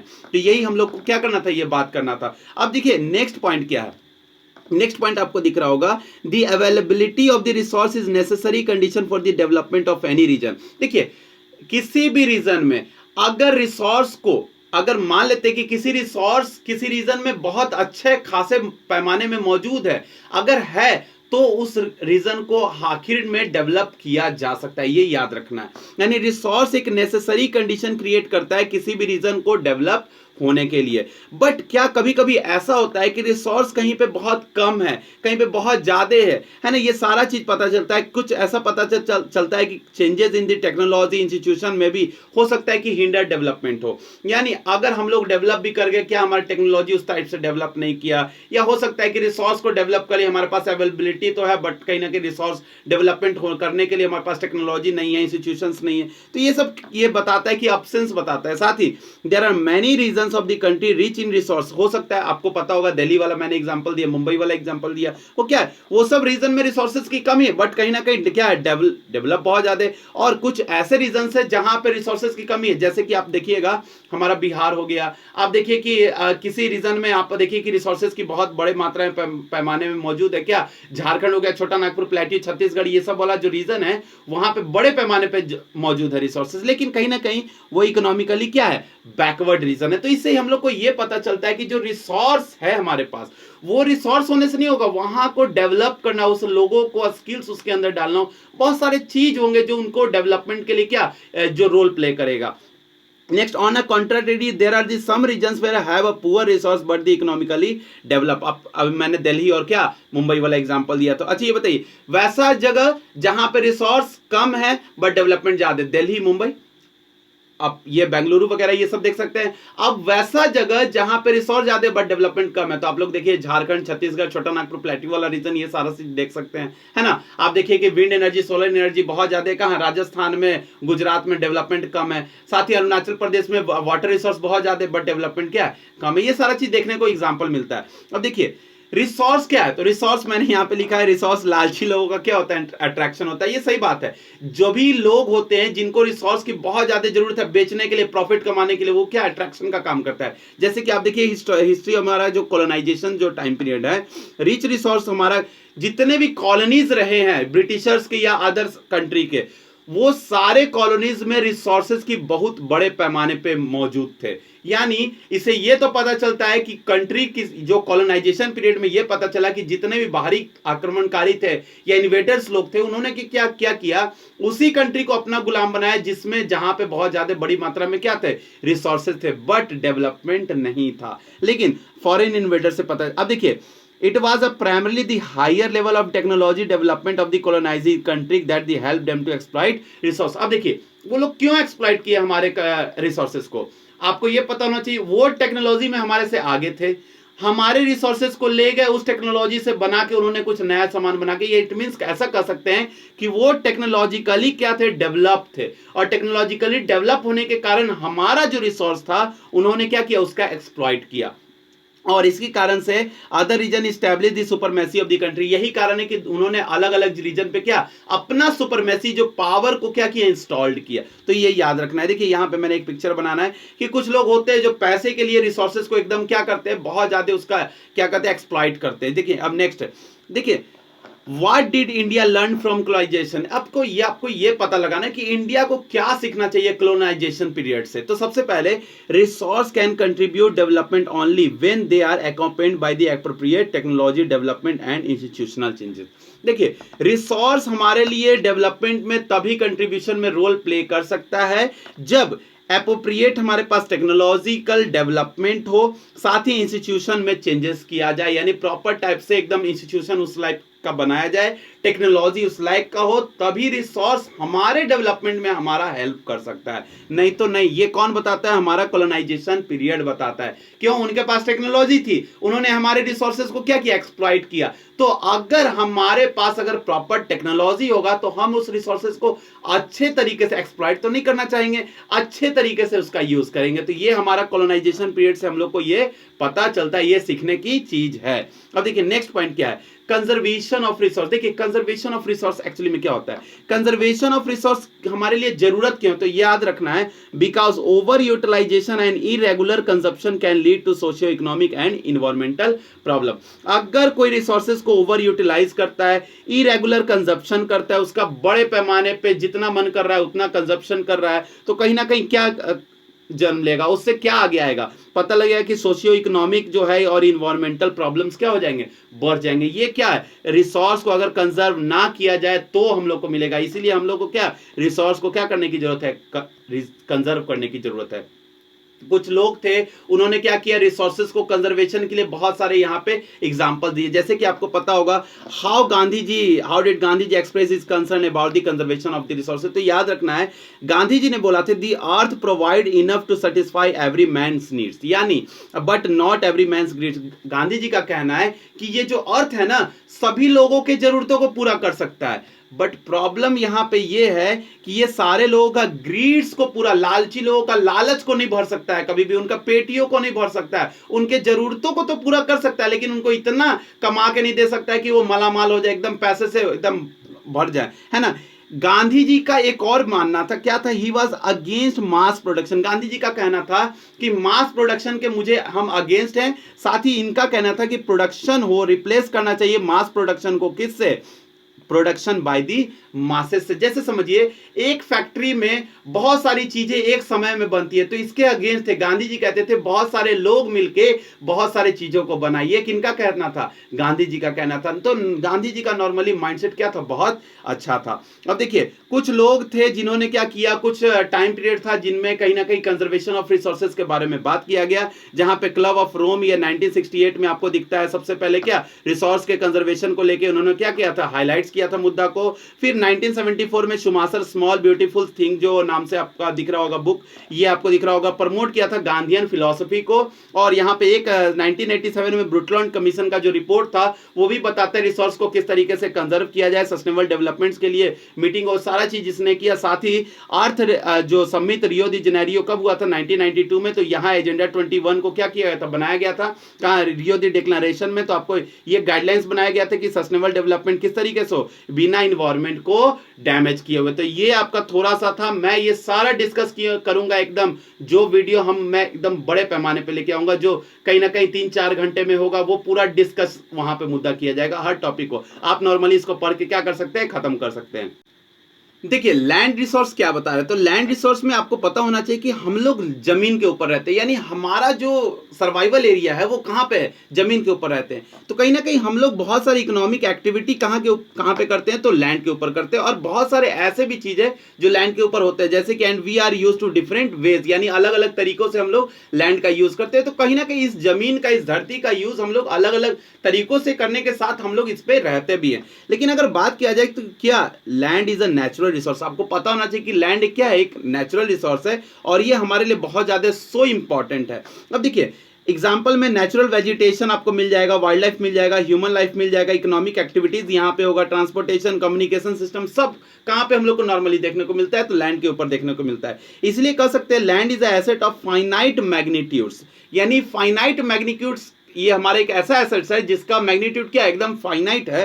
Therefore is important for use available land in the various process of the careful planning. अगर हम लोग को लैंड का इस्तेमाल करना है, यूज करना है, तो कहीं ना कहीं एक केयरफुल प्लानिंग को करना पड़ेगा। देखिए, लैंड रिसोर्सेज को आप लोग को पता होगा कि हमारे यहाँ जो रिलीफ फीचर्स है, आपके बुक में भी एनसीईआरटी में दिया हुआ है, किस तरीके से दिया हुआ है। जो लैंड रिसोर्स है वो अलग अलग वेराइटी ऑफ हमारे पास लैंड है, अलग अलग तरीके से। जैसे आपको पता होगा कि 43% प्लेन है, तो कुछ हमारे पास प्लेट्यू है 27%, और 30% क्या है, माउंटेन है। ये जो प्लेन वाला एरिया है, आपको पता हो कि यहाँ पे एग्रीकल्चर बहुत अच्छा, ट्रांसपोर्टेशन बहुत अच्छा किया जाता है। तो ये इससे पता चलता है कि कहीं ना कहीं हम लोग का एग्रीकल्चर, ट्रांसपोर्टेशन इंडस्ट्री कहाँ प्रोवाइड करता है, तो हमारा प्लेन एरिया पे होता है। तो कहीं ना कहीं माउंटेन वाले रीजन पे क्या, बहुत ऐसा रीजन है माउंटेन वाला जहाँ पे लोग घूमने जाते हैं, वहां पे पेरिनियल फ्लो ऑफ वाटर मिलता है, यानी इंडस हो गया, गंगा हो गया, ब्रह्मपुत्र, ये सारे रिवर आपको वहीं से फ्लो देखने को मिलते हैं। और टूरिज्म का एक बहुत अच्छा सोर्स है, और एक इकोलॉजिकल एस्पेक्ट के लिए भी बहुत ज्यादा इंपॉर्टेंट है। लेकिन 27% जो एरिया है हमारा प्लेट्यू वाला, वहां पे क्या होता है, तो वहां पे बहुत सारे सच टाइप ऑफ मिनरल्स मिलते हैं, रिच रिजर्व ऑफ मिनरल्स है, फॉसिल फ्यूल्स और फॉरेस्ट आपको देखने को कहां मिलता है, तो प्लेट्यू वाले रीजन में मिलता है। तो लैंड का यूटिलाइजेशन हम लोग कुछ इस तरीके से करते हैं। अब देखिए, लैंड का यूटिलाइजेशन में हम लोग थोड़ा सा इसको समझेंगे, एकदम बहुत अच्छा से मैंने यहाँ पे किया। देखिए, एनसीईआरटी में बहुत अच्छे से क्लीन से नहीं दिया हुआ था, तो मैंने यहाँ पे थोड़ा सा एडवांस करके दे दिया है, तो और कुछ नहीं। अब देखिए, इसको थोड़ा सा इजीएस्ट वे में समझाऊंगा, एकदम तरीके से समझिएगा। देखिए, थोड़ा सा फोकस हो जाइए। पहला, फॉरेस्ट, आपको पता होगा कि लैंड का यूटिलाइजेशन हम लोग कौन कौन से पर्पस से करते हैं, तो सबसे पहले पर्पस जानिए आप। देखिए, फॉरेस्ट में यूज करते हैं, कुछ ऐसे लैंड है जिसका हम लोग यूज फार्मिंग में नहीं करते, लेकिन फार्मिंग में कुछ ऐसे यूज है करते हैं। यानी लैंड ऐसा यूज जिसमें हम लोग फॉरेस्ट का किए, कुछ फार्मिंग में किए, कुछ ऐसा जो फार्मिंग में नहीं किए, और कुछ ऐसे जो फार्मिंग किया ही नहीं जा सकता है। ठीक है, अब देखिए ऐसे समझते हैं, फॉरेस्ट में जो एरिया है हमारा 33% लैंड का यूटिलाइज करते हैं हम लोग, और जो land not available for farming है यानी ये यूटिलाइज नहीं करते। कारण क्या है, वहां या तो डेजर्ट है, रॉकी एरियाज है, या तो बिल्डिंग बना हुआ है, रोड और फैक्ट्रीज है। वैसा कितना परसेंट लैंड है, तो याद रखना है 20% लैंड है। अब देखिए अदर अनकल्टिवेटेड लैंड जिसको हम लोग एक्सक्लूडिंग क्या बोल रहा हूं मैं, एक्सक्लूडिंग फेलो लैंड है, तो ये देखिए कितना, यानी 18% आपको देखेगा क्या, ग्रेजिंग लैंड हो गया। फिर आपको land with the tree crops देखने को मिलेगा, जहां पे कल्चरेबल वेस्ट लैंड देखने को मिला, यानी ये वैसा लैंड है जहां पे ग्रेजिंग एनिमल्स के लिए यूज किया जाता है। साथ ही नेट शोन एरिया में वो यूज नहीं आता है क्योंकि वहां पे ट्री वगैरह लगा हुआ है, लेकिन उसको काउंट नहीं किया जाता है, वो पार्ट नहीं है नेट शोन एरिया का। और कुछ ऐसे एरिया जहां पे क्या लगभग 5 सालों से ज्यादा क्या जमीन छोड़े हुए हैं, परित भूमि, वहां पे ऐसी कुछ जंगल झाड़ियां कुछ ऐसे जन्मे, यानी ऐसा कर सकते कि 18% वाले लैंड एरिया में हम लोग यूटिलाइज कर सकते हैं, बट करते नहीं है। लेकिन 20% में तो कर रहे हैं, किस बिल्डिंग ब्लॉक्स, रेलवे, रोड, ये सब बनाती हैं। ठीक है, अब देखिए कुछ होते हैं फैलो लैंड। फैलो लैंड मतलब वैसा एरिया, 7% हमारे पास फैलो एरिया है। अब देखिए इसमें क्या करते हैं, कहीं ना कहीं ऐसा एरिया है जहां पे 1 साल से कल्टीवेशन नहीं किया जा रहा है। अब देखिए या तो 1 से 5 साल के बीच में कल्टीवेशन नहीं किया जा रहा है, उसको अदर करेंट फैलो रखेंगे। अब देखिए नेट शोन एरिया क्या होता है, तो 22% हमारे पास नेट शोन एरिया है। अब इसमें क्या अलग अलग मल्टीपल टाइप्स के क्रॉप्स को ग्रो करते हैं, और ये सारा करने के बाद हमको ये पता चलता है कि नेट शोन एरिया 22% है, बट हमारे पास ग्रॉस क्रॉप जो एरिया है वो हमारे पास 27%। तो आप सोच रहे होंगे 5% कहां आ रहा है, तो 5% का यूटिलाइज हम लोग अलग अलग टाइप का, यानी 1 साल में अगर मान लेते हैं 10 हेक्टेयर्स वाले जमीन पे खेती किया जाए, फार्मिंग किया जाए, कुछ भी किया जाए, एग्रीकल्चर प्रैक्टिसेस किया जाए, तो वो मान लेते हैं 1 हेक्टेयर्स 27% है, तो उसी 1 हेक्टेयर्स में कुछ और नए क्रॉप्स को लगा दे सेम ईयर में, यानी एक ही साल में, उसी सीजन में, कुछ वो सीजन जब चला गया तो उसी साल में एक, जैसे मान के चलते कोई भी क्रॉप 3-4 महीना में ग्रो होगा, अगर वो 3-4 महीना बाद क्या होगा कि एक नया सीजन आया, जैसे अब मान लेते राबी था, फिर खरीफ लगा दिए, खरीफ कर रहे थे तो राबी लगा दिए, तो ये क्या हुआ, डबल फार्मिंग हो गया, डबल एग्रीकल्चर हो गया। तो इसको हम लोग ग्रॉस क्रॉप्ड एरिया बोलते हैं। अब देखिए ग्रॉस क्रॉप्ड एरिया क्या होता है, including the net sown area. Net sown area को प्लस किया जाता है किसमें, एडिशनल एरिया। एडिशनल एरिया क्या है, जो हम लोग दोबारा उसी जमीन पे कुछ नए चीज को उगा लिया, तो वो दुगना प्रॉफिट हम लोग को दे दिया ना, दुगना एरिया का प्रॉफिट दे दिया। यानी 10 ही हेक्टेयर था, 10 हेक्टेयर पे वीट ग्रो किया। अब राइस का जब सीजन आया तो भी 10 ही हेक्टेयर था हमारे पास ना, तो इस पे राइस ग्रो कर दिया, यानी वीट और राइस दोनों मिल गया। तो हमारे लिए क्या है, ये ग्रॉस क्रॉप एरिया कितना हो जाएगा, 20 हो जाएगा, 20 हेक्टेयर। तो याद रखना है ऐसे। अब देखिए ये एक ही साल में ग्रो होना चाहिए, ये भी याद रखना है। ग्रॉस क्रॉप एरिया में ये नहीं कि इस साल खेती की अगले साल करेंगे, नहीं, इसी साल में इसी सीजन में करना होगा, याद रखना है। ठीक है, तो वो ग्रॉस क्रॉप एरिया बढ़ सकता है। थोड़ा सा एक्सप्लेन कर देते हैं थोड़ा अच्छे से ग्रॉस क्रॉप्ड एरिया को। Gross cropped area refer to a total land area, याद रखना है, रेफर करता है क्या, टोटल लैंड एरिया को, क्या, ग्रॉस क्रॉप्ड एरिया। और growing crops accounting the land planted more than once in a year, यानी एक साल में एक से ज्यादा बार क्रॉप को ग्रो कर रहे हैं, तो वो क्रॉप किस में काउंट किया जाएगा, तो ग्रॉस क्रॉप्ड एरिया में काउंट किया जाएगा। ग्रॉस क्रॉप्ड एरिया अगर 27% है, अगर पता चल रहा है कि नेट शोन एरिया 22%, तो ग्रॉस क्रॉप्ड एरिया का जो एक्स्ट्रा एरिया निकला जिसको एडिशनल एरिया बोलते हैं वो कितना परसेंट होगा, 5% होगा। चलिए अब देखिए शॉर्ट में आप लोग इसको पढ़ लीजिएगा। Net sown area the part of the gross cropped area, और ग्रॉस क्रॉप्ड एरिया अफेक्ट करता है लैंड यूज क्रॉप्स को including any repeated use of the same year resulting the higher percentage of net sown area. अब बढ़ते हैं आगे, land use pattern in India. क्या ये टॉपिक समझ में आया, थोड़ा सा कमेंट में बता दीजिएगा टॉपिक समझ में आ रहा है या नहीं। अच्छा एक और चीज मैं आप लोग को बताना चाहता हूं, चैनल को सब्सक्राइब कीजिए, साथ ही शेयर कीजिए। मैंने यहाँ पे क्या मोटिव रखा है कि कम से कम 100 के सब्सक्राइबर जल्दी मिल जाए, तो मैं और बहुत सारे अच्छे टेक्नोलॉजी का यूज करके आप लोगों को रिसोर्सेज देने को ट्राई करूंगा। तो आप लोग एकदम ट्राई कीजिए कि क्या मेरा 100 के सब्सक्राइबर जल्दी से जल्दी कंप्लीट हो जाए। थोड़ा हेल्प कीजिएगा, आप हेल्प कीजिएगा तो मेरा जरूर कुछ ना कुछ यहाँ पे रिसोर्सेज के कारण कहीं ना कहीं मैं और बहुत अच्छा कर पाऊंगा। अब देखिए land use pattern in India में क्या, लैंड यूज पैटर्न जो है हमारे इंडिया में तो दो तरीके से हम लोग बाइफरकेट किए हुए लैंड यूज पैटर्न को अलग अलग तरीके से यूज करते हैं। तो सबसे पहले आपको याद रखना है फिजिकल फैक्टर के अकॉर्डिंग करते हैं और ह्यूमन फैक्टर के अकॉर्डिंग बटा हुआ है हमारे पास लैंड एरिया। फिजिकल फैक्टर क्या क्या होता है, टोपोग्राफी, क्लाइमेट, सॉइल टाइप, इसके कारण भी लैंड का यूज जो है वो अलग अलग पैटर्न पे हम लोग यूज कर रहे हैं। और ह्यूमन फैक्टर में यहाँ population density, technology, capability of the culture and tradition, तो ये याद रखना है ह्यूमन फैक्टर्स में आता है। अब देखिए लैंड यूज पैटर्न में आपको याद रखना है कि हमारे इंडिया का टोटल एरिया आपको पता है 3.2 मिलियन स्क्वायर किलोमीटर है, जिसमें से हमारे पास 93% एरिया का ही हमारे पास ज्योग्राफिकल एरिया का डाटा प्रेजेंट है। रीजन क्या है, कुछ एरिया पाकिस्तान वालों के पास है जो कि हम लोगों ने वहां पे काउंट नहीं कर रखा है, उसको सर्वे नहीं करवा रखा है, चाइना वालों के पास है तो उसको सर्वे नहीं करवा रखा है, अरे अरुणाचल प्रदेश वाला बहुत अच्छे से उसको, आसाम को छोड़ के तो कोई उधर जो नॉर्थ ईस्ट वाला स्टेट है उसका बहुत अच्छे से क्या सर्वे नहीं किया जा चुका है, तो उसके कारण भी हम लोग कहीं ना कहीं कह सकते हैं कि वहां पे सर्वे नहीं करने के कारण उसको काउंट नहीं कर सकते। तो 93% वाला जो एरिया है हमारे पास इंडिया का टोटल एरिया का 93%, इतना ही के पास हमारे पास क्या इसका डाटा हमारे पास अवेलेबल है। तो इसका किस तरीके से यूज करते हैं ये हम लोग बात, जैसे कि आपको जम्मू कश्मीर ये सब देखिए पाकिस्तान में क्या सर्वे नहीं किया जा चुका है ना, अब देखिए आसाम में किया जा चुका है लेकिन बाकी उधर जो स्टेट है वहां पे नहीं किया जा चुका है। कहीं ना हम लोग कह सकते हैं these land are cultivated once twice in about 2 to 3 years, यानी 2 to 3 years में if there is include the net sown area. इसमें किनको इंक्लूड किया जाता है, नेट शोन एरिया में इंक्लूड किया जाता है। जैसे कि नेट शोन एरिया जो परसेंटेज है India comes about 54% total area का क्या नेट शोन एरिया यहाँ पे हम लोग को टोटल रिपोर्टिंग एरिया का दिखने को मिलता है। अब देखिए फॉरेस्ट एरिया क्या होता है, फॉरेस्ट एरिया आपको याद रखना है, फॉरेस्ट एरिया आपको ऐसा मानना है कि जो एनसीईआरटी कहती है या जो गवर्नमेंट कहती है, फॉरेस्ट डिपार्टमेंट कहती है कि हमारे पास 33% डिजायर हमारे पास क्या फॉरेस्ट होना चाहिए, बट किसके अकॉर्डिंग, नेशनल फॉरेस्ट पॉलिसी के अकॉर्डिंग 1952 के अकॉर्डिंग, बट हमारे पास उतना नहीं है, ये याद रखना है। आपको याद रखना है अगर कंसीडर करना है कि मेंटेन इकोलॉजिकल बैलेंस को बनाना है तो हमारे पास फॉरेस्ट एरिया भी बहुत अच्छा खासा होना चाहिए। क्यों, हमारा जो लाइवलीहुड है मिलियंस ऑफ पीपल्स का किसके ऊपर डिपेंडेंट है, तो फॉरेस्ट के ही ऊपर डिपेंडेंट है। क्यों, हम लोग कहीं ना कहीं आप लोग को पता होगा कि किस रीजन से नहीं है, तो आपको याद रखना होगा कम फॉरेस्ट होने का कारण, किसी एरिया में रॉकी है, एरिड है, डेजर्ट है, और किसी एरिया में नॉन एग्रीकल्चर यूज में यूज कर रहे हैं, कहीं ना कहीं सेटलमेंट है, कहीं रोड है, रेलवे है, इंडस्ट्री है, इस कारण से फॉरेस्ट हमारे यहाँ क्या है कम है। हमारा डिजायर फॉरेस्ट का परसेंटेज कितना है, तो 33% नेशनल फॉरेस्ट पॉलिसी के अकॉर्डिंग।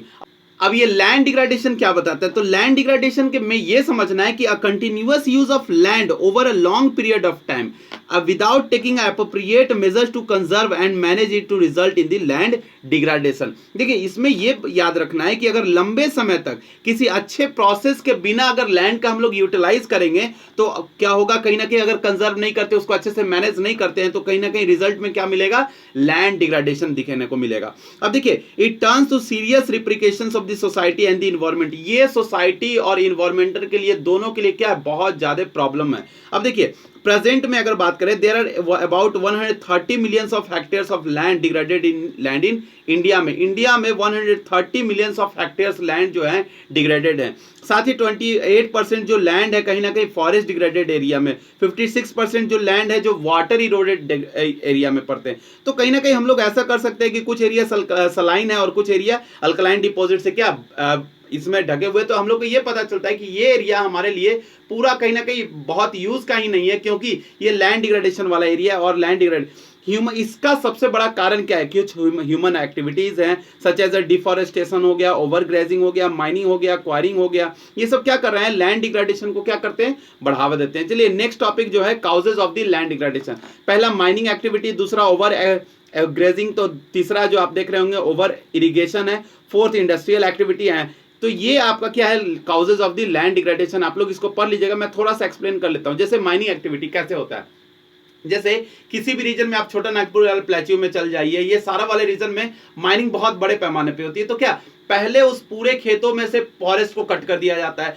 फॉरेस्ट में कट करने के बाद वो एरिया को क्या वहां से जो मिनरल्स वगैरह निकालना है निकाल लिया, माइनिंग कर लिया, और उसके बाद उसको खुला छोड़ चला गया।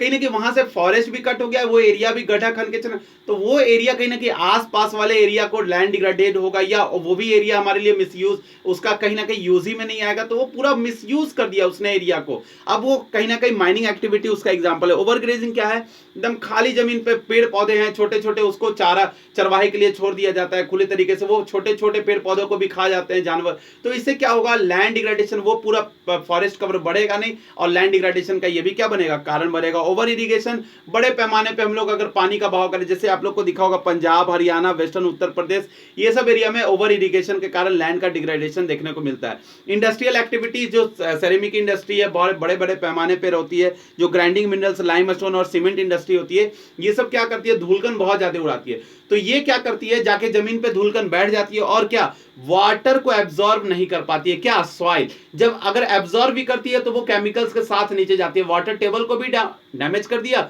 उसने, और वो लैंड एरिया पे जो सरफेस पे बैठा वो पूरा तरीके से जो केमिकल्स थे, जो उससे जो ग्राइंडिंग मिनरल्स के जो निकल रहे थे डस्ट फॉर्म में, वो उसने क्या किया, पूरे एरिया को खराब कर दिया। तो ये लैंड डिग्रेडेशन का कारण है, industrial, over irrigation, over grazing और माइनिंग एक्टिविटीज। अब देखिए क्या है सॉल्यूशन इसका, तो जस्ट अपोजिट सॉल्यूशन है। डिफॉरेस्टेशन हो रहा है, एफॉरेस्टेशन, प्लांट लगाएंगे, क्या हो जाएगा, लैंड डिग्रेडेशन से बचा जा सकता है। कंट्रोल कर सकते हैं ओवर ग्रेजिंग को, यानी ग्रेजिंग मैनेजमेंट बनाना होगा, बढ़िया से प्रॉपर मैनेजमेंट करना होगा। शेल्टर बेल्ट लगाना होगा, प्लांटिंग ट्री, श्रब्स, ये सब सारे चीज को बचाने के लिए, सैंड ड्यून्स वगैरह आसपास में लगाने के लिए, सैंड ड्यून्स के आसपास में जो लगाएंगे ना, ये क्या श्रब्स, ये सब होगा, तो इससे क्या लैंड डिग्रेडेशन से बचा जा सकता है, एक जगह से दूसरी जगह उड़ के नहीं जाएगा। अगर बात करें यहाँ पे शेल्टर बेल्ट याद हो, वेस्ट लैंड मैनेजमेंट, यानी जो वेस्ट लैंड है उसका अच्छे तरीके से मैनेजमेंट करना भी क्या है, बहुत ज्यादा जरूरी है। और माइनिंग रेगुलेशंस को क्या करना पड़ेगा, इंप्लीमेंट करना पड़ेगा, स्ट्रिक्ट रेगुलेशंस बनाना पड़ेगा, किसको, कंट्रोल माइनिंग एक्टिविटी को भी करना पड़ेगा। साथ ही इक्वल इन्फ्लुएंटल ट्रीटमेंट करना पड़ेगा, जैसे कि इंडस्ट्रियल वेस्ट को डिस्पोजल करना है, कब, पॉल्यूशन को रिड्यूस करते हुए, ऐसा नहीं कि डायरेक्ट वेस्ट को डिस्पोज कर दिए, किसमें, वाटर फील्ड में या कहीं पे भी, है ना, इस तरीके। तो ये क्या है, सॉल्यूशन है किसका, लैंड डिग्रेडेशन का। मैं यहाँ जल्दी जल्दी खत्म कर रहा हूँ इसलिए कि ये वन शॉट वीडियो है, मैं जब इसका एक्सप्लेनेशन पूरा लेके आऊंगा तो आपको एकदम बहुत हर एक टॉपिक पे टाइम दूंगा, हर टॉपिक को बहुत अच्छे से कंप्लीट करूंगा। अभी के लिए इसी तरीके से मैं कर रहा हूं इसलिए कि वन शॉट है, आपका रिवीजन हो जाए। अब देखिए, soil as a renewable resource, देखिए सॉइल का है एक रिन्यूएबल रिसोर्स है। कैसे, इंपॉर्टेंट सॉइल का क्या है, हमारे लिए मोस्ट इंपॉर्टेंट है, क्यों, ये नेचुरल रिसोर्स भी हमारे लिए मोस्ट इंपॉर्टेंट भी, एसेंशियल है, किसके लिए, प्लांट के ग्रोथ के लिए, और लिविंग ऑर्गेनिज्म जो हमारे अर्थ में उसके लिए सपोर्ट करता है बहुत अच्छे से, और इसी के लिए इसको क्या, सॉइल को कंसीडर किया जाता है लिविंग सिस्टम में। अब देखिए लेयर्स ऑफ द सॉइल में हम लोग को 4 लेयर्स पढ़ना है, 1 2 3 4। तो एक जो सबसे नीचे जो लेयर होता है, अनवेदर्स पेरेंट रॉक होते हैं, तो याद रखना है ये अनवेदर्स होते हैं। दूसरा, ये सबस्ट्रम वेदर्स पेरेंट रॉक होते हैं, ये क्या, अनवेदर रॉक्स के ऊपर वाला लेयर होता है। और थर्ड जो, यानी फर्स्ट से ऊपर से सेकंड, या थर्ड से यानी नीचे से क्या, थर्ड, तो अब सब सॉइल होता है जिसको वेदर रॉक्स कहा जाता है, सैंड और ये सिल्ट क्ले ही होता है, तो याद रखना है। और जो सबसे टॉप लेयर होता है ये वेरी फर्टाइल होता है, और इसको upper layer of the soil भी बोला जाता है। तो ये है क्या, लेयर्स ऑफ द सॉइल। ये इसमें सबसे ज्यादा इंपॉर्टेंट कौन है, ये है, और नॉर्मली बनने का प्रोसेस इससे डिफाइन होता है, ठीक है ना, अलग अलग जगह पे सॉइल का प्रोसेस बनने का अलग अलग तरीका है। अब देखिए क्लासिफिकेशन ऑफ सॉइल, सॉइल का क्लासिफिकेशन कैसे करते हैं, हमारे इंडिया में अलग अलग रिलीफ फीचर, तो आपको पता होगा किसी एरिया में कहीं ना क्लाइमेट का चेंज देखने को मिलता है, वेजिटेशन चेंज देखने को मिलता है, लैंड चेंज देखने को, लैंडफॉर्म चेंज देखने को, रिलीफ फीचर्स चेंज देखने को मिलता है। इसके कारण हमारे इंडिया में अलग अलग टाइप के क्या है, लैंड देखने को, में अलग अलग टाइप का development of the various types of soil भी है।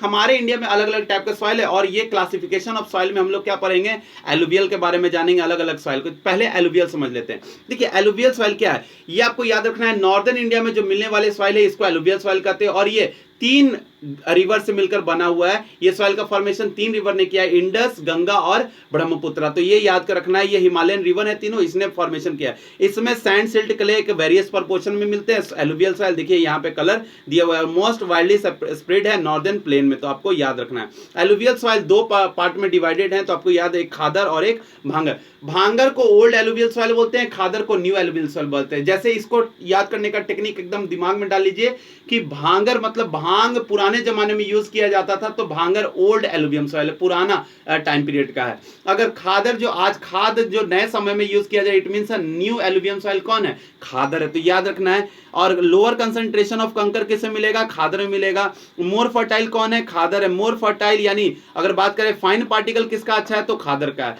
भांगर में क्या, हायर कंसंट्रेशन ऑफ कंकर मिलेगा, साथ ही लेस फाइन पार्टिकल मिलेगा और लेस फर्टाइल मिलेगा।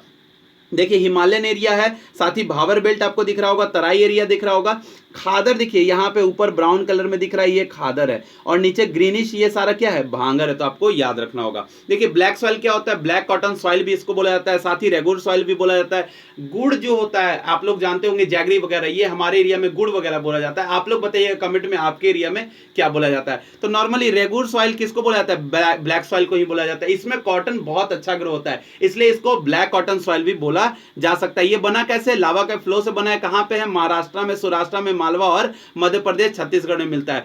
साथ ही इसका पार्टिकल्स जो है बहुत फाइन होते हैं। साथ ही अगर बात करें क्ले मटेरियल का कैपेसिटी इसमें बहुत अच्छा होल्ड करता है। किसके कारण, क्लेई मटेरियल होने के कारण, ये बहुत चिकना मिट्टी होता है, बहुत एकदम फाइन पार्टिकल होने के कारण वाटर को क्या करता है, मॉइस्चर को होल्ड करके रखता है। इसमें सॉइल न्यूट्रिएंट्स कौन कौन से अच्छे मात्रा में होते हैं, तो कैल्शियम कार्बोनेट, मैग्नीशियम, पोटास और लाइम अच्छे मात्रा में होते हैं। इसमें क्या कम होता है, तो आपको याद रखना है, फॉस्फेरिक कंटेंट क्या होता है, कम होता है। साथ ही अगर बात करें इसमें डीप क्रैक बन जाता है, कब, जब बहुत ज्यादा हीट सनलाइट पड़ता है तो क्या बहुत इसमें क्रैक बन जाता है, और इसके लिए बहुत प्रॉफिटेबल काम करता है क्या, अल्टरेशन ऑफ दी सॉइल। आपको याद रखना है, एरिएशन ऑफ द सॉइल, हवा नीचे से ऊपर जाने का काम होता है। अब देखिए नेक्स्ट सॉइल है रेड एंड येलो। तो ये याद रखना है, क्रिस्टलाइन इग्नियस रॉक से बनकर बना है। मैं जल्दी जल्दी खत्म कर रहा हूं, इसलिए ये वन शॉट है। इसलिए लो रेनफॉल एरिया में और ईस्टर्न और southern part of the Deccan plateau में बनता है। साथ ही ये बात करें तो Orissa, Chhattisgarh, southern part of the middle Ganga plain में मिलता है। Piedmont zones of the western Ghat का जो पिडमॉन्ट जोन है, वेस्टर्न घाट कहाँ,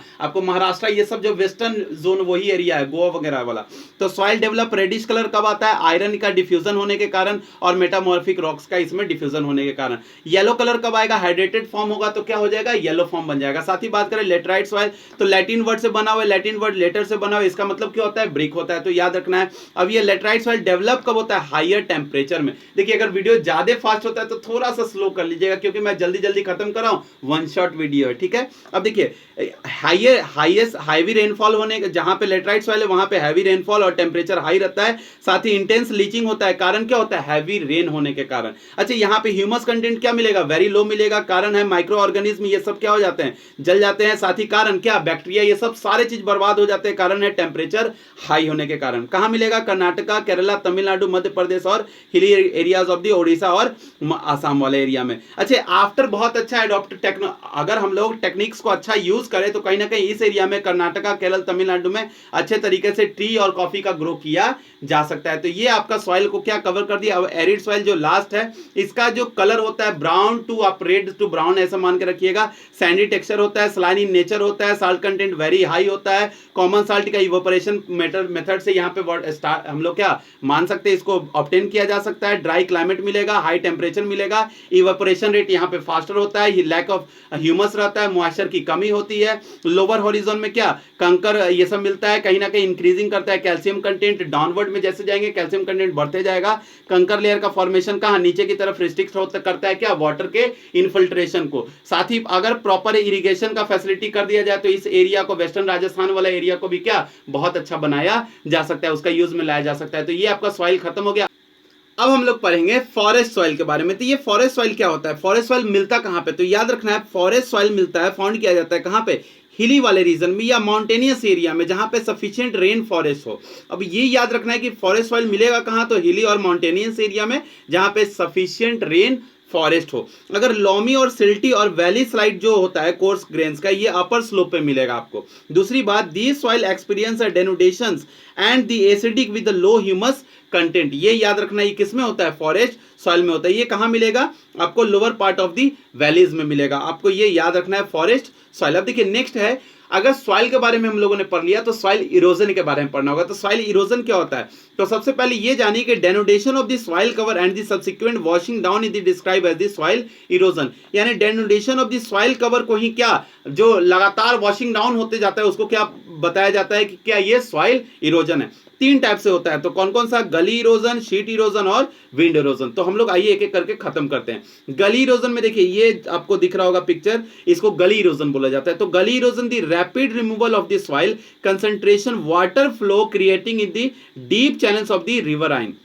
ये देखिए डीप चैनल, जैसे मान लेते हैं कि लगातार फ्लो वाटर का जाएगा ना तो वो एरिया के मिट्टी को ही खत्म कर देगा, एकदम यहाँ पे गली जैसा मिल जाएगा, एकदम गलियारा जैसा बन जाएगा, एक एकदम आपको दिख रहा होगा एक इस तरीके से गड्ढा जैसा बन जाएगा, तो इसी को क्या बोला जाता है, गली इरोजन बोला जाता है। अब ये लैंड बिल्कुल अनफिट होता है किसके लिए, कल्टीवेशन के लिए, इसीलिए इसको क्या बोला जाता है, बैड लैंड बोला जाता है। साथ ही ये कहां मिलेगा, Chambal basin in the such land are the called ravines बोला जाता है। अब देखिए शीट इरोजन क्या होता है, जैसे ऐसे मान लीजिए शीट इरोजन एकदम सबसे आसान तरीका समझने का, आपके यहां जो दूध है, दूध में जो छाली ऊपर से जमा हुआ है, छाली को आप लोग हटा देते तो क्या मिल्क सिर्फ बचता है, तो वो क्या है, शीट इरोजन हो गया। छाली को हटा दी वही क्या, शीट है। जैसे शीट ऊपर का मैंने हटा दिया, जैसे दही होता है, दही जो आप दही के ऊपर जो लेयर पहला लेयर होता है छाली का, उसको भी अगर आपने हटा दिया क्रीम वाला लेयर, तो वो भी क्या कहलाएगा, शीट इरोजन कहलाएगा। तो water flow as a sheet over a large area down in the slope such as caused by the top soil wash away, यानी टॉप सॉइल जो है उसका वॉश अवे हो जाएगा, दूर कहीं चला जाएगा, उसको क्या बोला जाएगा, शीट इरोजन बोला जाएगा। देखिए यहां पे देखने को मिल रहा है आपको। अब देखिए विंड इरोजन क्या होगा, wind blow loose the soil flat और sloping land is called wind erosion. अब देखिए यहां पिक्चर में दिख रहा होगा, हवा के द्वारा, हवा के कारण जो एक जगह से दूसरी जगह मिट्टी चली जाती है उसको क्या बोला जाता है, विंड इरोजन। ये कारण भी बनता है, डिफेक्टिव मेथड ऑफ फार्मिंग अगर करेंगे लोग तो ये विंड इरोजन का कारण बनेगा। अगर शेल्टर बेल्ट वगैरह चारों तरफ लगा देंगे तो ऐसा कुछ देखने को नहीं मिलता है। तो इसका कंजर्वेशन का क्या प्लान है, तो कंजर्वेशन के लिए काउंटर प्लगिंग, स्ट्रिप क्रॉपिंग और शेल्टर बेल्ट बना करना पड़ेगा। तो काउंटर प्लगिंग क्या होता है, देखिए इस तरीके का काउंटर बेल्ट होता है, ये दिख रहा होगा आपको। यानी अगर पहाड़ों पे खेती हो रही तो वहां पे वाटर के फ्लो को कम करने के लिए कुछ स्टेप वाइज खेती करनी पड़ेगी, देखिए इस टाइप से। और साइड साइड में क्या घास फैस लगाना पड़ेगा और इसको पूरा प्लेन एरिया बनाना पड़ेगा, तभी क्या तो काउंटर प्लगिंग के जरिए सॉइल इरोजन से बचा जा सकता है। यानी काउंटर लाइन में करना पड़ेगा, क्यों, वाटर को डीएक्सेलरेट करने के लिए, वाटर फ्लो को स्लो करने के, कहां पे, स्लोप वाले रीजन में। स्ट्रिप क्रॉपिंग क्या है, बड़े बड़े लैंड को क्या कर दिया जाता है, डिवाइड कर दिया जाता है स्ट्रिप्स में, उसी को क्या बोला जाता है, और ग्रासेस को बीच में लगा दिया जाता है या उसको खुला छोड़ दिया जाता है, खाली छोड़ दिया जाता है और उसको ढक दिया जाता है, इसको क्या बोला जाता है, स्ट्रिप क्रॉपिंग बोला जाता है। देखिए grasses are left to grow between the crops, और देखिए बिटवीन दी क्रॉप्स में यहां पे छोड़ दिया जाएगा, यहां पे क्या ग्रासेस ग्रो होंगे। तो इससे क्या स्ट्रिप क्रॉपिंग से भी क्या जो सीट इरोजन है या आप कह सकते हैं जो सॉइल इरोजन है उससे बचा जा सकता है। क्यों, ये विंड के फोर्स को क्या करता है, एकदम ब्रेक कर देता है, इसके कारण विंड का फ्लो कम हो जाएगा और इसके कारण शीट इरोजन या सॉइल इरोजन होने से बच जाएगा। दूसरा शेल्टर बेल्ट क्या होता है, खेतों के चारों तरफ पेड़ पौधों को लगाना ही क्या है, शेल्टर बेल्ट का काम है। जैसे कि पेड़ पौधे रहेंगे तो उधर से फ्लो अगर हवा का आएगा तो क्या वो स्लो कर देगा हवा के स्लो, साथ ही अगर पानी नीचे से आएगा तो क्या होगा, रूट सॉइल को पकड़ के रखेगा, तो क्या सॉइल तो जा नहीं पाएगा एक दूसरे जगह से। तो इसको इससे बचा जा सकता है, किससे, तो आपको या शीट इरोजन हो या सॉइल इरोजन हो सब सेम ही है, ठीक है ना, तो उससे बचा जा सकता है। तो याद रखना है शेल्टर बेल्ट लगाना पड़ेगा, रो में सर्च ट्री वगैरह को लगाना पड़ेगा। ये देखिए आपको दिख रहा होगा, ये सबसे ज्यादा सैंड ड्यून्स वगैरह के साइड में लगाना पड़ता है, डेजर्ट वाला जो वेस्टर्न इंडिया है वहां पे बहुत ज्यादा काम करता है। अब देखिए ये यहीं से हमारा क्या हो गया, टॉपिक खत्म हो गया। अगर आपको ये टॉपिक अच्छा लगा यानी चैप्टर अच्छा लगा तो आप बिल्कुल कमेंट में बताएं, साथ ही थोड़ा सा आप लोग लाइक करें जिससे कि हम लोग को पता चल पाए कि आपको ये चैप्टर कितना अच्छा लगा। साथ ही इस चैप्टर का हम लोग क्लियर एक्सप्लेनेशन एकदम टॉपिक वाइज, हर टॉपिक वाइज आपको वीडियो मिलेगा, ये भी हम प्लेलिस्ट में डाल देंगे, है ना, टॉपिक वाइज आपको मिलेगा। यानी ये जो वन शॉट वीडियो आप लोगों ने देखा इसी पीडीएफ का सेम हम लिंक भी शेयर कर देंगे, किसमें, आपका जो डिस्क्रिप्शन बॉक्स होता है उसमें मैं शेयर कर दूंगा, जिससे कि आप वहां से पीडीएफ को डाउनलोड कर सकते हैं, आपके नोट्स के लिए बिल्कुल इजी हो जाएगा। साथ ही इसी बेस्ड पे मैं एक और वीडियो बनाऊंगा जो एकदम टॉपिक वाइज बनाऊंगा, उस पर मैं बहुत अच्छे से हर टॉपिक पर डिस्कस करूंगा। ये वन शॉट था इसलिए मैंने जल्दबाजी में कंप्लीट किया है, इसलिए कि आपका रिवीजन हो जाए अगर एग्जाम आ रहा है तो। जब तक के लिए अब मिलते हैं हम नेक्स्ट वीडियो में, जब तक के लिए जय हिंद। अब नए टॉपिक के साथ नए वीडियो में भी मिल सकते हैं या हम लोग इसी चैप्टर को एकदम वीडियोस वाइज प्लेलिस्ट में देख सकते हैं। अब सारे टॉपिक्स को चैनल अपने दोस्तों के बीच में जरूर शेयर कीजिए, क्यों, हम लोग इस चैनल पे हर वो कंटेंट को डालने वाले हैं जो आपके लिए अच्छा हो। जो भी एग्जाम आएंगे तो एग्जाम में जो मोस्ट इंपॉर्टेंट एमसीक्यूज होंगे, क्वेश्चन कौन कौन से मोस्ट इंपॉर्टेंट होंगे मेरे अकॉर्डिंग, या जो हमारे लोगों की जो टीम्स है, कुछ दोस्तों की, कुछ हमारे टीचर्स की टीम है, तो उनसे जो मिला के जो कंटेंट तैयार होगा वो हम लोग इस चैनल पर डालने का ट्राई करेंगे। तो आप लोग देख लीजिएगा, अगर चैनल को सब्सक्राइब कर सकते हैं तो कर लीजिएगा और दोस्तों को शेयर कीजिए, जिससे कि उन लोग को भी ये जो भी मैं इस वीडियो को मैं डालूंगा या इस चैनल पे जो भी प्रोजेक्ट डालूंगा, जो भी चीज डालूंगा, तो उनके पास भी स्पेशली पहुंच पाए। और जरूर बेल आइकन को दबाइए जिससे कि हमारा नोटिफिकेशन भी आपके पास पहुंच जाए। तो हम लोग क्या इस चैप्टर को अच्छे वे में खत्म में भी कर दिया होगा, क्योंकि मैंने जल्दबाजी में किया है, अब देखिए हम लोग मिलेंगे अब लोग नेक्स्ट टॉपिक में नए वीडियो के साथ। जब तक के लिए जय हिंद।